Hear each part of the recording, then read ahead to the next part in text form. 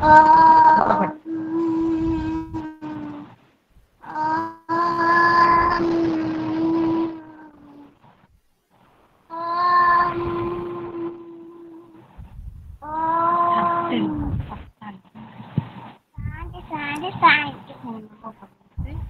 ओम नमो भगवान। बंचबार माने तुम बिना प्रभु बंचबार माने बुझे नहीं मो बुझे नहीं बुझे नहीं बंचे मु रहिछि तुमको नेई बंचिबाटा सिना आनन्ददायी बंचे मु रहिछि तुमको नेई बंचिबाटा सिना आनन्ददायी तुम बिना प्रभु बंचिबार माने तुम बिना प्रभु बंचिबार माने बुझे नहीं मो बुझे नहीं बुझे नहीं बंचे मु रहिछि तुमको नेई बंचिबाटा सिना आनन्ददायी मोर ए जीवन तनु मन प्राण सबु त तुमरि दान हे प्रिय परम सत्य सनातन नित्यानन्द चिरन्तन मोर ए जीवन तनु मन प्राण सबु त तुमरि दान हे प्रिय परम सत्य सनातन नित्यानन्द चिरन्तन तुम बिनु प्राण निश प्रतिक्षण तुम बिनु प्राण निश प्रतिक्षण पत्रहीन वृक्ष अलुडा छाई अलुडा छाई बंचे मु रहिछि तुमको नेई बंचिबाटा सिना आनन्ददायी जीवने आसिछि दुख सुमारी झड झन्झा घन घोर गरिछ तारण पतित पावन बढाइय भयकर जीवने आसिछि दुख सुमारी झड झन्झा घन घोर गरिछ तारण पतित पावन बढाइय भयकर तुम बिनु जान ए जीवन मम तुम बिनु जान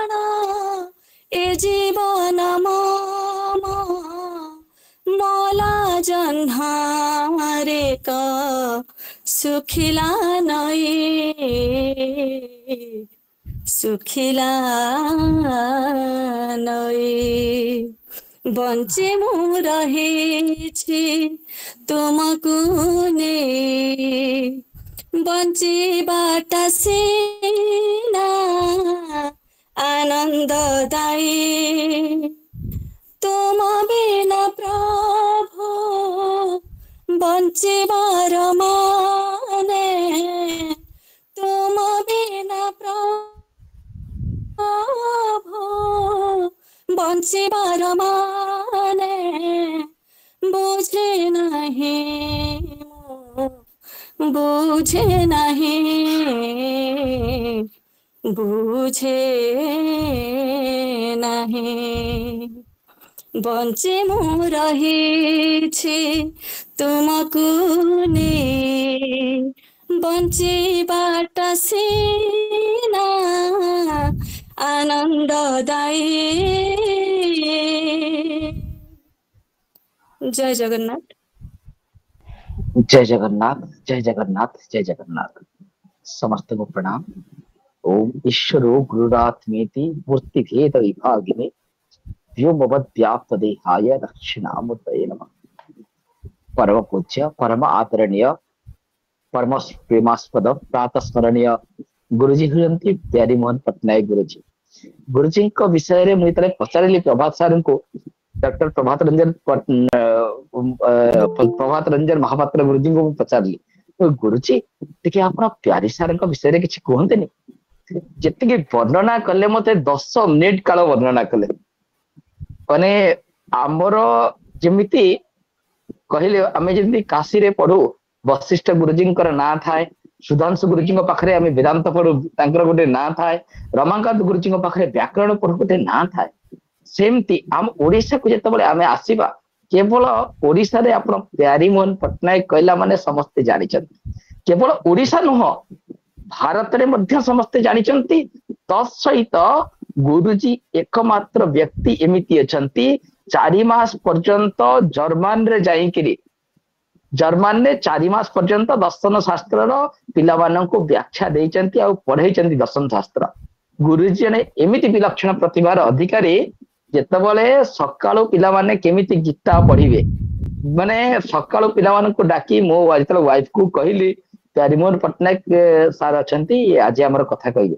ना प्यारी सार हमको आमे 2010 से पढ़ुतिला जगन्नाथ संस्कृत यूनिवर्सिटी रे कहले प्यारी सार हमको पढ़ाई ना गीता पढ़ांती प्रत्येक दिन सकाळ पिला डाकी डाकी गिरी आनिबे गीता पढ़ेइबे देखंतु गीता सुगीता कर्तव्य केवल निजे गोटे भल मार्ग रे पिला मानकु समस्त पिला मानकु भल मार्ग रे दियंती जे आदर्श चरित्र गठन करंती हजार हजार पिला मानकर चरित्र गठन करैचंती हजार हजार पिला मानकु से गीता सिखैचंती भागवत सिखैचंती केमिति क्वेश्चन पेपर तयारी हेबो प्रत्येक विभाग रे से अध्यक्ष थिले जेते वर्णना कले मध्य बाणी नाही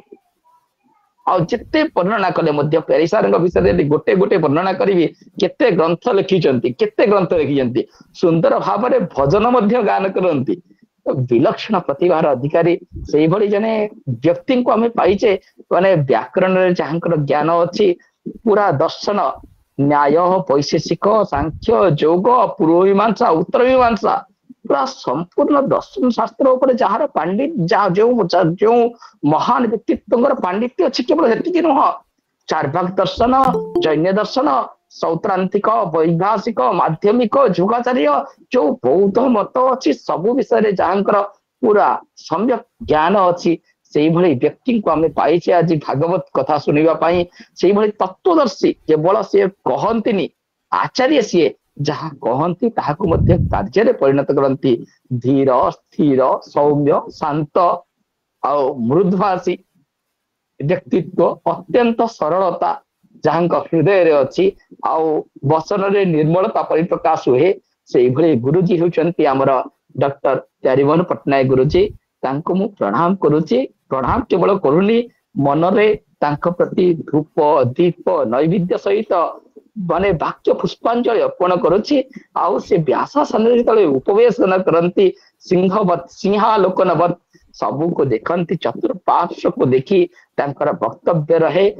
पूरा निशाणित वक्तव्य सुंदर स्पष्ट आउ सिद्धांतिक सैद्धांतिक वक्तव्य से गुरुजी को मु बारंबार प्रणाम करुच्ची आउ गुरुजी को मु एतिक कहूची आउ अपन को प्रणति अपन को मु निवेदन करिवे एई भली व्यक्तित्व को आमे व्यासासन को माने डाकिबा जे कि माने सूर्यवत जेमती सूर्य प्रकाश रे प्रत्येक वस्तु र दर्शन हो जाए प्रत्येक वस्तु बोधगम्य हो जाए प्यारी सारंकर भाषा रे वाणी रे समस्त वस्तु को आमे हृदयंगम करिबा आ भगवत दर्शन से भली तत्वदर्शी विद्वान पाखु आमे लाभ करने को निवेदन करुची आ मु भी मध्य से भली व्यास को प्रणाम करुची बारंबार से भली विराट व्यक्तित्व विशाल व्यक्तित्व आज आम सभा विमंडित करी सभा को विमंडित करंतु आम सभा को उत्तरोत्तर दिगरे माने से परमेश्वर प्राप्ति दिगरे तत्व दर्शन रे भगवत पद दर्शन आम लाभ करू एतिकी मोर वक्तव्य आउ धूप दीप नैवेद्य सहित मो सादर पुष्पांजलि सहित पेरिसार को निमंत्रण करने को चेष्टा करी। जय जगन्नाथ जय जगन्नाथ जय जगन्नाथ। प्रणाम गुरुजी।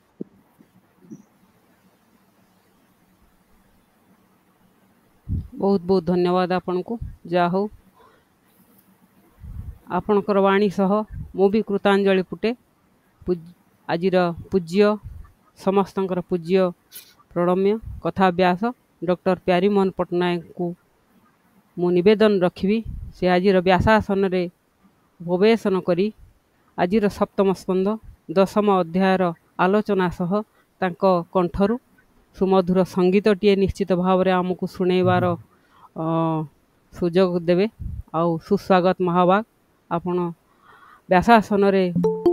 बसी आमको आलोचना को शुणेबा पई आपण को कृतज्ञतार निवेदन सह प्रणाम सुस्वागत। प्रणाम आज्ञा।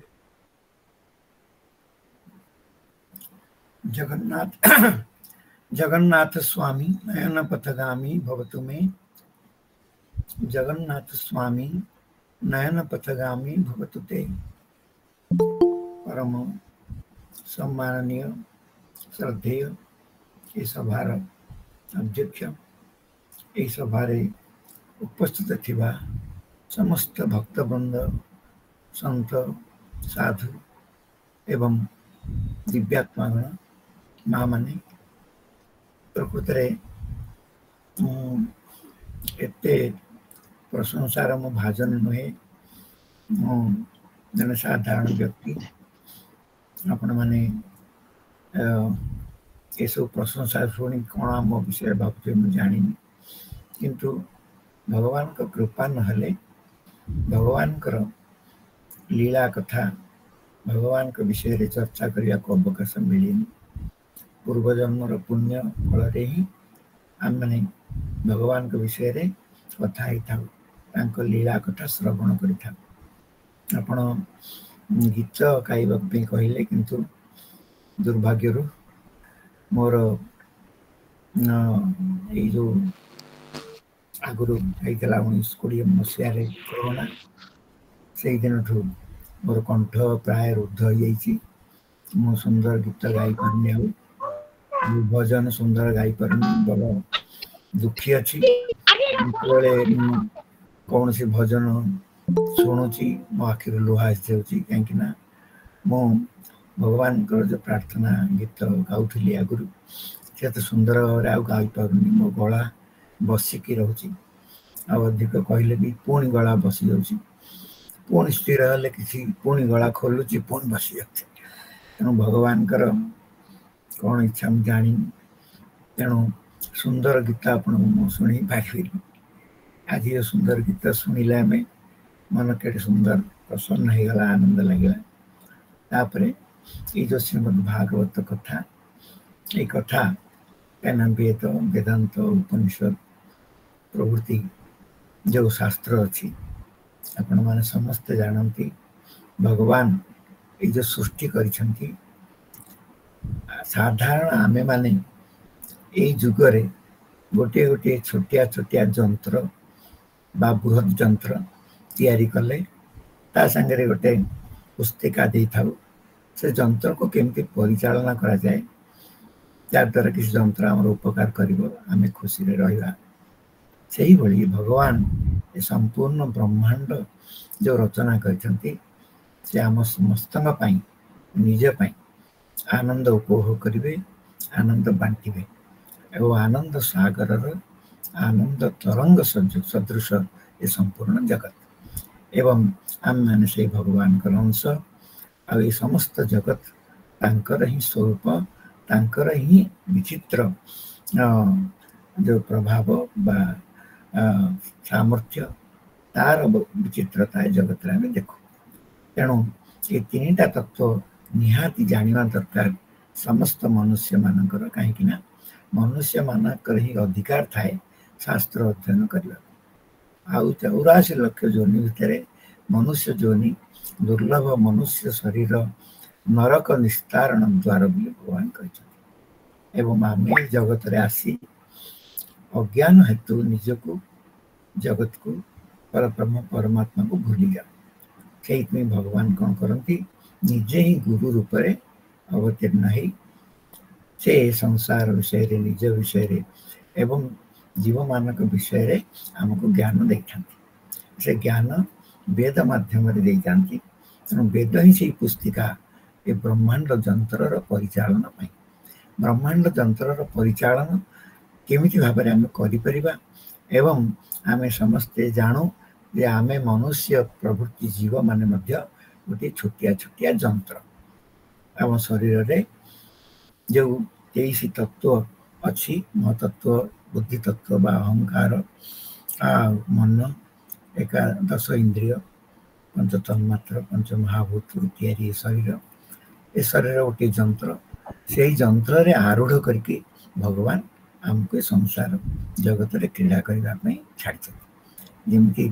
मेरी गो राउंड रे बसैकरी आमे ऊपर तल हो खुशी लगे सेमिति ये शरीर जंत्र रे भगवान आमको बसैचंती। आ ये समग्र जगत होची गोटे विराट जंत्र, बृहत जंत्र। आ से बृहत जंत्र आ यही जो पिंड रूपक क्षुद्र जंत्र ये उभयर परिचालना पाई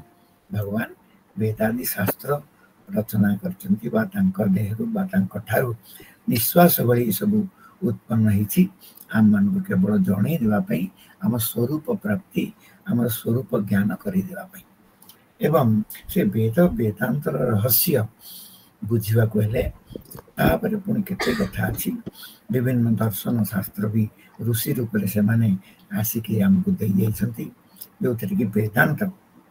ब्रह्मसूत्र व्यासदेव रचना करछंती। से समस्त उपनिषद वाक्य गुड़िक फूल भली ठीक भाव में गुंथी जमी माला करती सेमती ब्रह्मसूत्र रे से रचना करके एभली ब्रह्मसूत्र ग्रंथ रे आत्मानुशीलन आत्मा आत्मज्ञान देइछंती। से ब्रह्मसूत्रर अकृत्रिम भाष्य होची श्रीमद् भागवत। भाष्य भाष्यदम ब्रह्मसूत्राणाम बोली कहा जाइए। ब्रह्मसूत्र बुझा हेले जो ज्ञान दरकार ताकू न पाइला पर्यटन ब्रह्मसूत्र अनुशीलन करहबनी। तेणु तार ही भाष्य व्यासदेव रचना करते जहाँ श्रीमद् भागवतम। और श्रीमद् भागवत मध्य संस्कृत भाषा लिखाई एवं जो माने विद्वान तांकर परीक्षा भागवतावधि कह जाए। ये भागवत ही से परीक्षा केन्द्र जो विद्वान निजक विद्वान कहीपर जब भागवत बुझीपारा। एवं आमको कृपा करी जगन्नाथ दास तार ओडिया भावांतर भाषांतर प्रकाश करचंती एवं अन्यान्य भागवत अनुवाद मु आज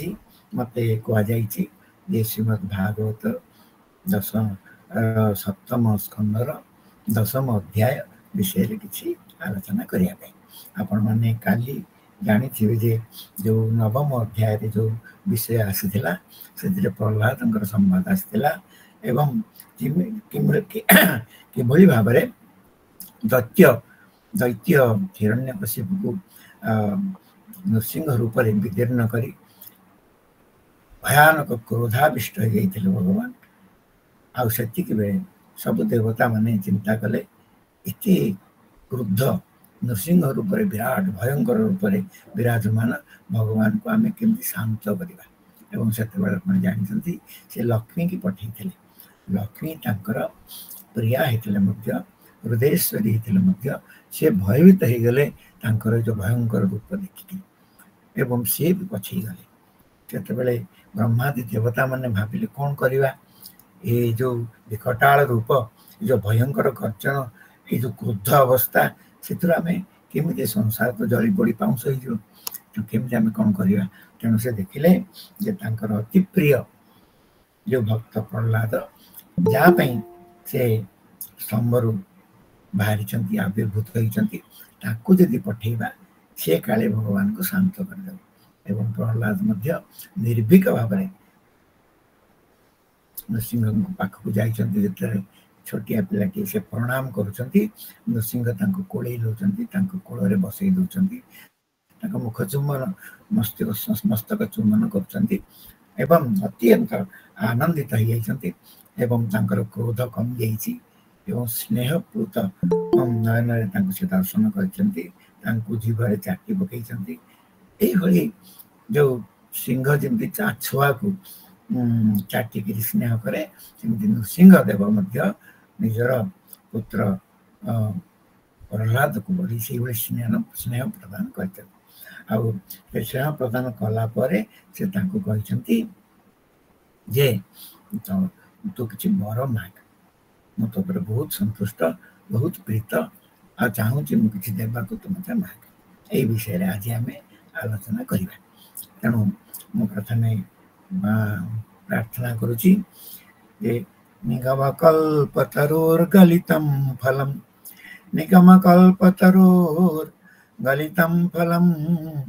ସୁଖମୁଖାत् ଅମୃତଦ୍ରବ ସଂଯୁତಂ, ସୁଖମୁଖାଦମୃତଦ୍ରବ ସଂଯୁତಂ ପିବତ ଭାଗବତಂ ରସମାଲୟಂ ମୁହୁରହୁ ରସିକା ଭୁବି ଭାବୁକାଃ। ବ୍ୟାସଦେବ ଏଇଠି ଭାଗବତ ରଚନା ବେଳେ କହୁଛନ୍ତି ଯେ ନିଗମ କଳ୍ପତରୋର୍ଗଲିତଂ ଫଲମ୍, ଯେଉଁ ନିଗମ କଳ୍ପତରୁ ହେଉଛନ୍ତି ବେଦ, ସେ ବେଦରେ ସମସ୍ତ ବ୍ରହ୍ମଜ୍ଞାନ, ବେଦାନ୍ତ ଆଦି କର୍ମକାଣ୍ଡ ବ୍ରହ୍ମଜ୍ଞାନ ସବୁ ସନ୍ନିବିଷ୍ଟ ହେଇକି ଅଛି। ଆଉ ସିଏ ହେଉଛନ୍ତି କଳ୍ପ ବୃକ୍ଷ ସଦୃଶ। କଳ୍ପତରୁକୁ ଯାହା ଆମେ ମାଗିବା ତା ମୂଳରେ ସେ ଆମକୁ ତାହା ଦେଇଦିଅନ୍ତି। ସେ କଳ୍ପ ବୃକ୍ଷ ସ୍ୱରୂପ ଯେଉଁ ବେଦ, ଏଇ ଯେଉଁ ସଂସାର ଇହଲୋକରେ ଯାହା କିଛି ଫଳ ତାହା ଆମେ ବେଦର କର୍ମକାଣ୍ଡ ଦ୍ୱାରା ପ୍ରାପ୍ତ ହେଇପାରିବା। ବା ବେଦ ଭିତରେ ଯେଉଁ ଦୁଇଟି କଥା ଅଛି, ପରାବିଦ୍ୟା ଅପରାବିଦ୍ୟା। ଅପରାବିଦ୍ୟା ସଂସାରର ସମସ୍ତ ପ୍ରକାର ଆନନ୍ଦ ପାଇଁ, ସାଂସାରିକ ଆନନ୍ଦ ପାଇଁ ଯାହା ଯାହା ଦରକାର ଆଉ ଯାହା ମାଧ୍ୟମରେ ଦରକାର ତାହା ଆମକୁ ଜଣାଇଛନ୍ତି। କିନ୍ତୁ ଏ ସଂସାରରେ ଯାହା ଆମେ ପାଉଛେ ସାଂସାରିକ ବିଷୟବସ୍ତୁ, ତାହା ବ୍ରହ୍ମାନନ୍ଦର ଆଭାସ ମାତ୍ର। ତେଣୁ ଏଇ ଯେଉଁ ଆନନ୍ଦ ଆମେ ପାଉ ଆମ ଇନ୍ଦ୍ରିୟ ମାନଙ୍କ ଦ୍ୱାରା, ଆମ ଶରୀର ଦ୍ୱାରା, ବାହ୍ୟ ବିଷୟ ସମ୍ପର୍କ ଦ୍ୱାରା ଯେଉଁ ଆମର ରୂପ ରସ ଗନ୍ଧ ସ୍ପର୍ଶ ଆଦି ବିଷୟକୁ ସେବନ କରି ଯେଉଁ ଆନନ୍ଦ ପାଉ, ସେ ଆନନ୍ଦ ପଛରେ ପ୍ରକୃତ ଆନନ୍ଦ ଯେ ବ୍ରହ୍ମାନନ୍ଦ ସେ ଛପିକିରି ରହିଛି, ଯିଏକି ଆମର ଆତ୍ମସ୍ୱରୂପ, ଆମର ଆତ୍ମା ଯେ ପରବ୍ରହ୍ମ ପରମାତ୍ମା, ସେ ଆନନ୍ଦର ସାଗର ସ୍ୱରୂପ। ଏବଂ ସଂସାରିକ ଯେତେ ବସ୍ତୁ ଅଛି ତା ଭିତରେ ସଚ୍ଚିଦାନନ୍ଦ ସେଇ ପରବ୍ରହ୍ମ ପରମାତ୍ମା ତାର ଅଧିଷ୍ଠାନ ରୂପରେ ରହିଛନ୍ତି, ତାର ଆଧାର ରୂପରେ ରହିଛନ୍ତି। ଆମେ ଆଉ ଯେଉଁ ଦୁଇଟି ଜିନିଷ ତା ଉପରେ ଦେଖୁ, ଗୋଟେ ହେଉଛି ନାମ, ଆଉ ଗୋଟେ ହେଉଛି ରୂପ। ଅନନ୍ତ ନାମରେ ଅନନ୍ତ ପଦାର୍ଥ ଆମେ ତ ଦୁନିଆରେ ଦେଖୁ, ଗଣି ହବନି। ଏବଂ ପ୍ରତ୍ୟେକ ନାମ ଆଉ ପ୍ରତ୍ୟେକ ଆକାର ବା ରୂପ, ସେ ସବୁ ଆମର ଆନନ୍ଦ ପାଇଁ ହିଁ ଭଗବାନ ପରିକଳ୍ପନା କରିଛନ୍ତି। ତାଇଥିରୁ ଆମେ ଆନନ୍ଦ ପାଇବା। ତେଣୁ ସଂସାରରେ ଯେଉଁ ବିଷୟବସ୍ତୁ ସମ୍ପର୍କରେ ଯେଉଁ ଆନନ୍ଦ ଆମେ ପାଉ, ସେ ଆନନ୍ଦକୁ ଚାଖିକିରି ଆମର ମନ ହେବ ଯେ ଆନନ୍ଦର ଯେଉଁ ଉତ୍ସ, ଆନନ୍ଦର ଯେ ମୂଳ, ତାକୁ ଯଦି ଆମେ ପାଇଯାଆନ୍ତୁ ତାହେଲେ ଯେଉଁ ଆନନ୍ଦ କେବେ ସରନ୍ତା ନାହିଁ। ଏଇ ଯେଉଁ ବିଷୟାନନ୍ଦ ଇହଲୋକ ପରଲୋକ ପ୍ରଭୃତିରେ, ସେ ବିଷୟାନନ୍ଦ ହେଉଛି ଅଳ୍ପ। ଆଉ ଶାସ୍ତ୍ର କହିଛନ୍ତି ନାଳ୍ପେ ସୁଖମସ୍ତି ଯଦ୍ ଭୂମା ତଦ୍ ବୈ ସୁଖମ୍। ଏ ଅଳ୍ପରେ ସୁଖର ପରିପୂର୍ଣ୍ଣତା ନାହିଁ। ଯାହା ଭୂମା, ଯାହା ଅସରନ୍ତି, ତାହା ହିଁ ପ୍ରକୃତ ସୁଖ। ଆଉ ସେଇ ସୁଖ ହଉଛନ୍ତି କିଏ? ନା ବ୍ରହ୍ମାନନ୍ଦ, ପରମାନନ୍ଦ, ଭଗବତ ଆନନ୍ଦ। ସେ ଭଗବତ ଆନନ୍ଦର ଯୋଉ ରସ, ତାହା ନିଗମ କଳ୍ପତରୁ ଗଳିତମ୍ ଫଲମ୍। ନିଗମ କଳ୍ପତରୁ ଯୋଉ ବେଦ, ତାର ଯୋଉ ଫଳ, ସେ ଫଳ ଯେତେବେଳେ ପାଚିକିରି ଝଡ଼ି ପଡୁଛି, ସେଇ ଅବସ୍ଥାରେ ଶୁକ ତାକୁ ଗ୍ରହଣ କରି ନିଜ ପିତାଙ୍କ ଠାରୁ ଯେତେବେଳେ ସିଏ କହିବାକୁ ଆରମ୍ଭ କରୁଛନ୍ତି, ଶୁକର ମୁଖର ସଂସ୍ପର୍ଶ ମାତ୍ରରେ ଫଳର ଯୋଉ ମିଷ୍ଟତା ବୃଦ୍ଧି ପାଇଥାଏ। ସେମିତି ନିଗମ କଳ୍ପତରୁ ଫଳର ଯୋଉ ଆନନ୍ଦ, ତାକୁ ଆମେ ଶୁକଙ୍କ ମୁଖରୁ ଶୁଣିବା ଦ୍ୱାରା ଆହୁରି ଆନନ୍ଦମୟତା ହେଇଯାଇଛି। ଆଉ ତାହା ହଉଛି ଭାଗବତୀ କଥା। ତେଣୁ କହିଲେ ଶୁକ ମୁଖାତ୍ ଅମୃତ ଦ୍ରବ ସଂଯୁତମ୍। ସେଇ ଭାଗବତକୁ ପିବତ ଭାଗବତମ୍। ସେ ଭାଗବତ ରସ, ବ୍ରହ୍ମ ରସକୁ ତମେ ପିଅ। କେତେବେଳେ ଯାଇ ପିଇବ?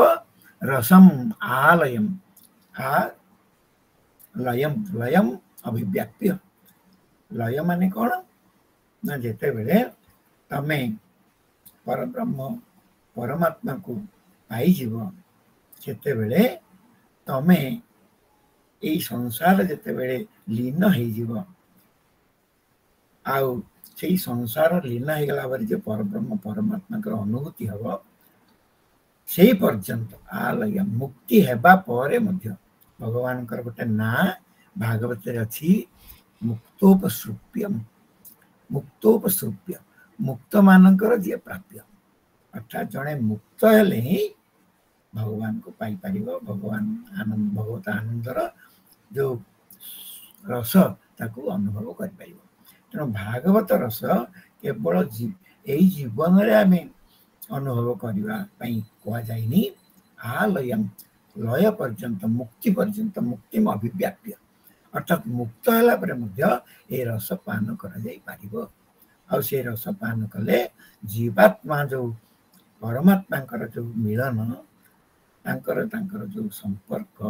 ସେ ସମ୍ପର୍କରୁ ବ୍ରହ୍ମାନନ୍ଦର ପାଇକିରି ସେ ପରମ ସୁଖୀ ହେଇଯିବ ଏବଂ ସେ ଭଗବାନଙ୍କୁ ବି ଆନନ୍ଦ ଦେଇପାରିବ, ଭଗବାନଠୁ ବି ଆନନ୍ଦ ପାଇପାରିବ। ସେଇଥିପାଇଁ ଭକ୍ତି କି କୁହାଯାଇଛି ପଞ୍ଚମ ପୁରୁଷାର୍ଥ। ଭକ୍ତି ଦି ପ୍ରକାର। ଆମର ପକ୍ୱାମ୍ରବତ୍, କଞ୍ଚା ଆମ୍ବ ଯେମିତି ପଚେଇଲା ପରେ ଭାରି ମିଠା ମଧୁର ହେଇଯାଏ, ଆଉ କଞ୍ଚା ଆମ୍ବକୁ ପଚେଇକିରି ଆମେ କଣ ପାଉ? ପାଚିଲା ଆମ୍ବ ପାଉ। ସେମିତି ଭକ୍ତି ମାଧ୍ୟମରେ ଆମେ ଭଗବାନକୁ ପାଉ। ଭଗବାନ ହଉଛନ୍ତି ସେ ଆନନ୍ଦ ଫଳ, ସେ ଆନନ୍ଦ ରସ। ଆଉ ସେ ଭଗବାନଙ୍କର ଆନନ୍ଦ ଭକ୍ତି ହିଁ ଆମର ପ୍ରାପ୍ୟ। ଆଉ ଭଗବାନଙ୍କର ଭକ୍ତି କି ପାଇବା ପାଇଁ ଯୋଉ ସାଧନ, ସେ ବି ଭକ୍ତି। ଯୋଉ ସାଧନ ଭକ୍ତିକୁ ଆମାମ୍ରବତ୍, କଞ୍ଚା ଆମ୍ବ ଭଳି, ଆଉ ସାଧ୍ୟ ଭକ୍ତି ହେଲା ପକ୍ୱାମ୍ରବତ୍, ପାଚିଲା ଆମ୍ବ ଭଳି, ପାଚିଲା ଫଳ ଭଳି। ତେଣୁ ଆମେ ଭକ୍ତି କଲେ କଣ ପାଇବା? ମୁକ୍ତି ପୂର୍ବକ ପୁଣି ଭକ୍ତି ପାଇବା, ସେ ଭଗବାନଙ୍କୁ ଭଲ ପାଇବା। ଆଉ ଭଗବାନଙ୍କୁ ଭଲ ପାଇବା ଦ୍ୱାରା ଭଗବାନ ଯୋଉ ଆମକୁ ପଠେଇଛନ୍ତି ସଂସାରକୁ, ସେଇଥିରେ ମଧ୍ୟ ଆମେ ସମସ୍ତଙ୍କୁ ଭଲ ପାଇପାରିବା। ଭଗବତ ଦୃଷ୍ଟିରେ ଭଗବାନଙ୍କୁ ଦେଖିକିରି ଭଗବାନଙ୍କୁ ଭଲ ପାଇପାରିବା। ତେଣୁ ଏ କହୁଛନ୍ତି ମୁହୁରହୁ ରସିକା ଭୁବି ଭାବୁକା। ଏ ଭୁବି ସଂସାରରେ ଏ ଭାବୁକ ଜନମାନେ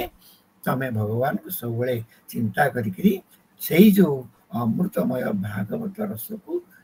ମୁକ୍ତି ଅଭିବ୍ୟାପ୍ୟ, ମୁକ୍ତି ହେଲା ପରେ ମଧ୍ୟ ପାନ କର।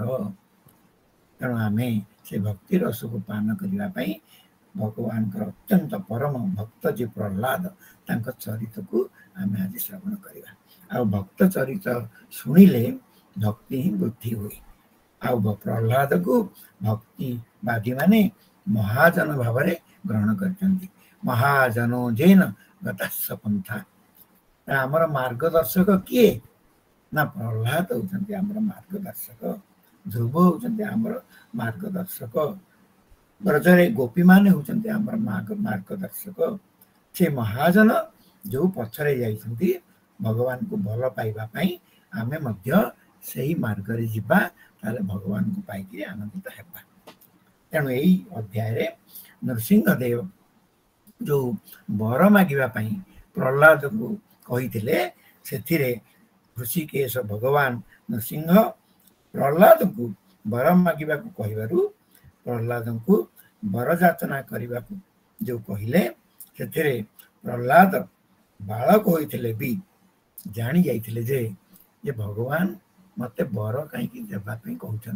वर मागिबा कहीं कहते संसार रे बहुवार जन्म ग्रहण करी बहुत जिनस पाइकरी बहुत विषय उपभोग करी सुख दुख पाइकरी मु विरत होगा चाहूँ कहीं से सुख रे प्रकृत सुख नहीं संसार जो आम विषय भोग करू जन्म ठू मृत्यु पर्यंत सुख पछरे जो दौड़ू दौड़ी दौड़ी दौड़ी मृत्यु आसिक पहुंच जाए पुणी शरीर छाड़ी दू आउ गोटे शरीर नौ पुणी दौड़ा आरंभ हो जाए। प्रहलाद कहते जन्म बारंबार जन्म ग्रहण करी मु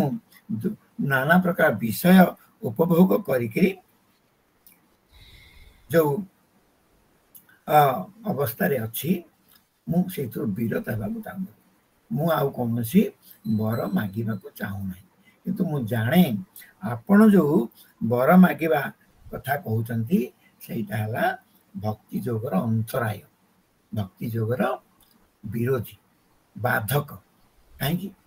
वर मागिबा आम कौन संसार भितर दुनिया रे आम कौन मागु जसम देई श्रीयम देई हाँ आमको धन दियो पुओ दियो संसार दियो टंका दियो एगुड़ाक मागुचे सुख दियो किंतु ताकू जो पाई जाऊँ से सुख पचे पचे दुख लुचि से सुख सरला पुणी दुख आमको हम तेणु ये सुख दुखर संसार रे बारंबार जन्म ग्रहण करी मुझे उपभोग करी मु जानी जाइथी जे ये जो वर मागिबा आपण मते कहउचंती बहुत हुए मते परीक्षा करने आप कथा कहते तेणु से स्मित हास्य युक्त होकर कहले जे अनेक जन्म नहीं विषय भोग विषय भोग आसक्त होकर नाना विध दुख मु पाई सुख पाइने कथा नुह किंतु सांसारिक सुख पछरे दुख लुचिकी थाए सुखटा मध्य गोटे दुख दर्शन शास्त्र रे सुख को भी दुख रूप में गणना कराई न्याय शास्त्र रे आ योग शास्त्र रे ता ना दिखाई परिणाम दुख जहाँ अत्यंत रमणीय एवं मन हुए परवर्ती काल से दुख दिए आम जिते जाए पाठ पढ़ा चेष्टा करुचु परिश्रम करुचु चाकरीटे मिलगला से भी निश्चिंत होकर रही प्रतिदिन परिश्रम करा पड़ो ताल जा दरमा मिल दरमा माइले टिके सुखी में हो कि से दरमा खर्च करने आरंभ करदेबू करू करू दरमा जो पाइलु से खर्च होगला पुणी दुख आसी एवं सप्ताह भितर टंका सरीगला पुणी ना ना ना ना जदि चोर नहीं गला जदि खर्च होगला जदि कौन है पुणी दुख यही भाव में प्रत्येक सुख पछरे देवी तेणु मुझे विषय संगरू भयभीत होकर निवृत्त होगा आशा मुझे शरणापन्न होती तेणु मो पिला दिनु मो सांग मान भी कही बालके मोर बोलकर बेल हूँ गोविंद सुमर पिला दिन तुम्हें जानी जाओ तुम्हें किए संसार कौन भगवान किए से हरि ही तुमको ये संसार को पठे निजे ही सी तुम तांकर अंश को तुम रूप से पठे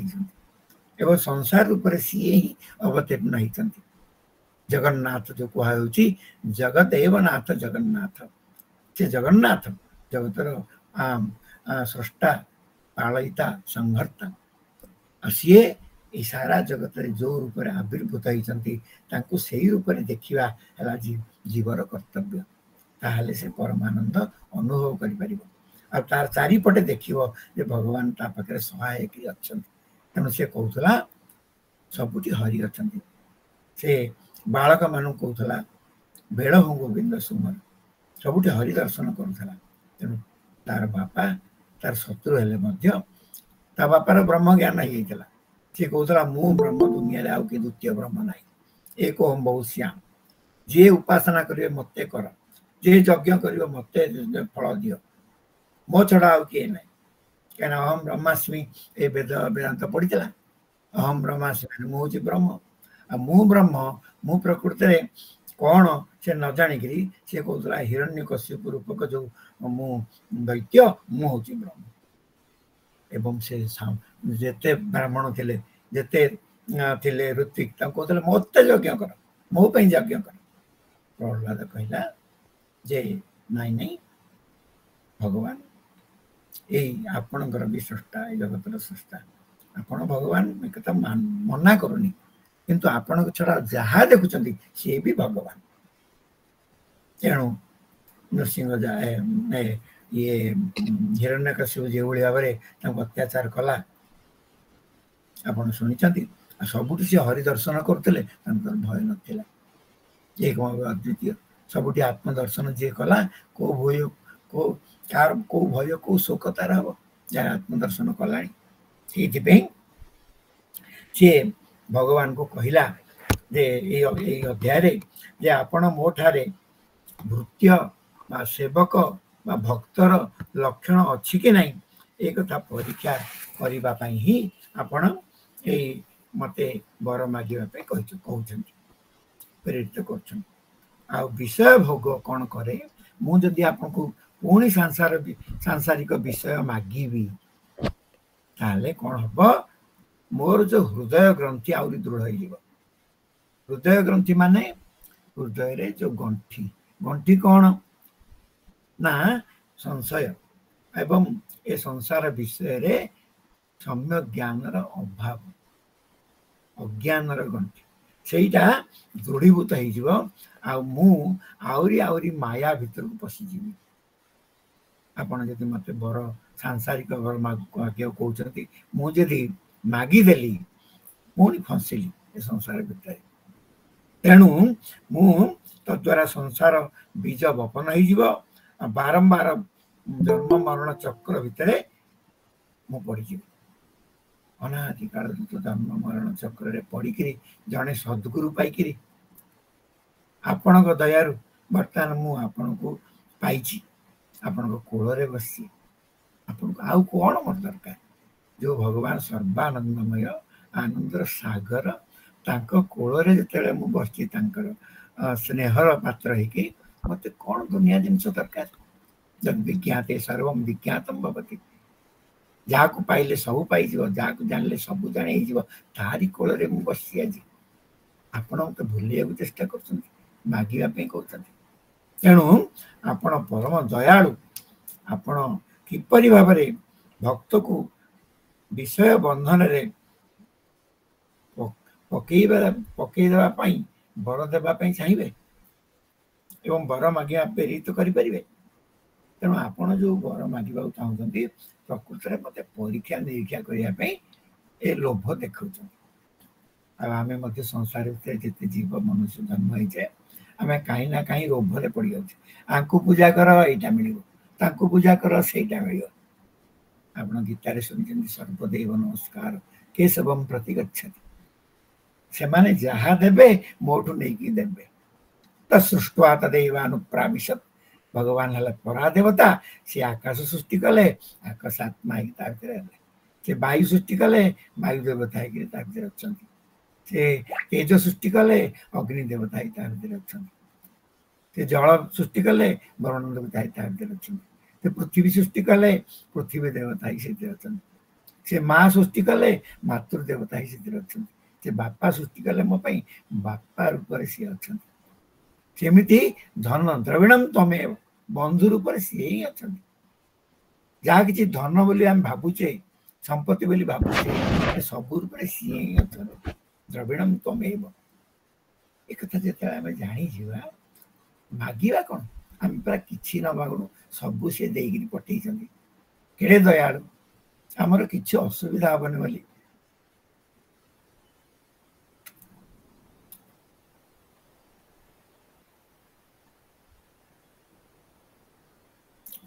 जन्म हेबा पूर्व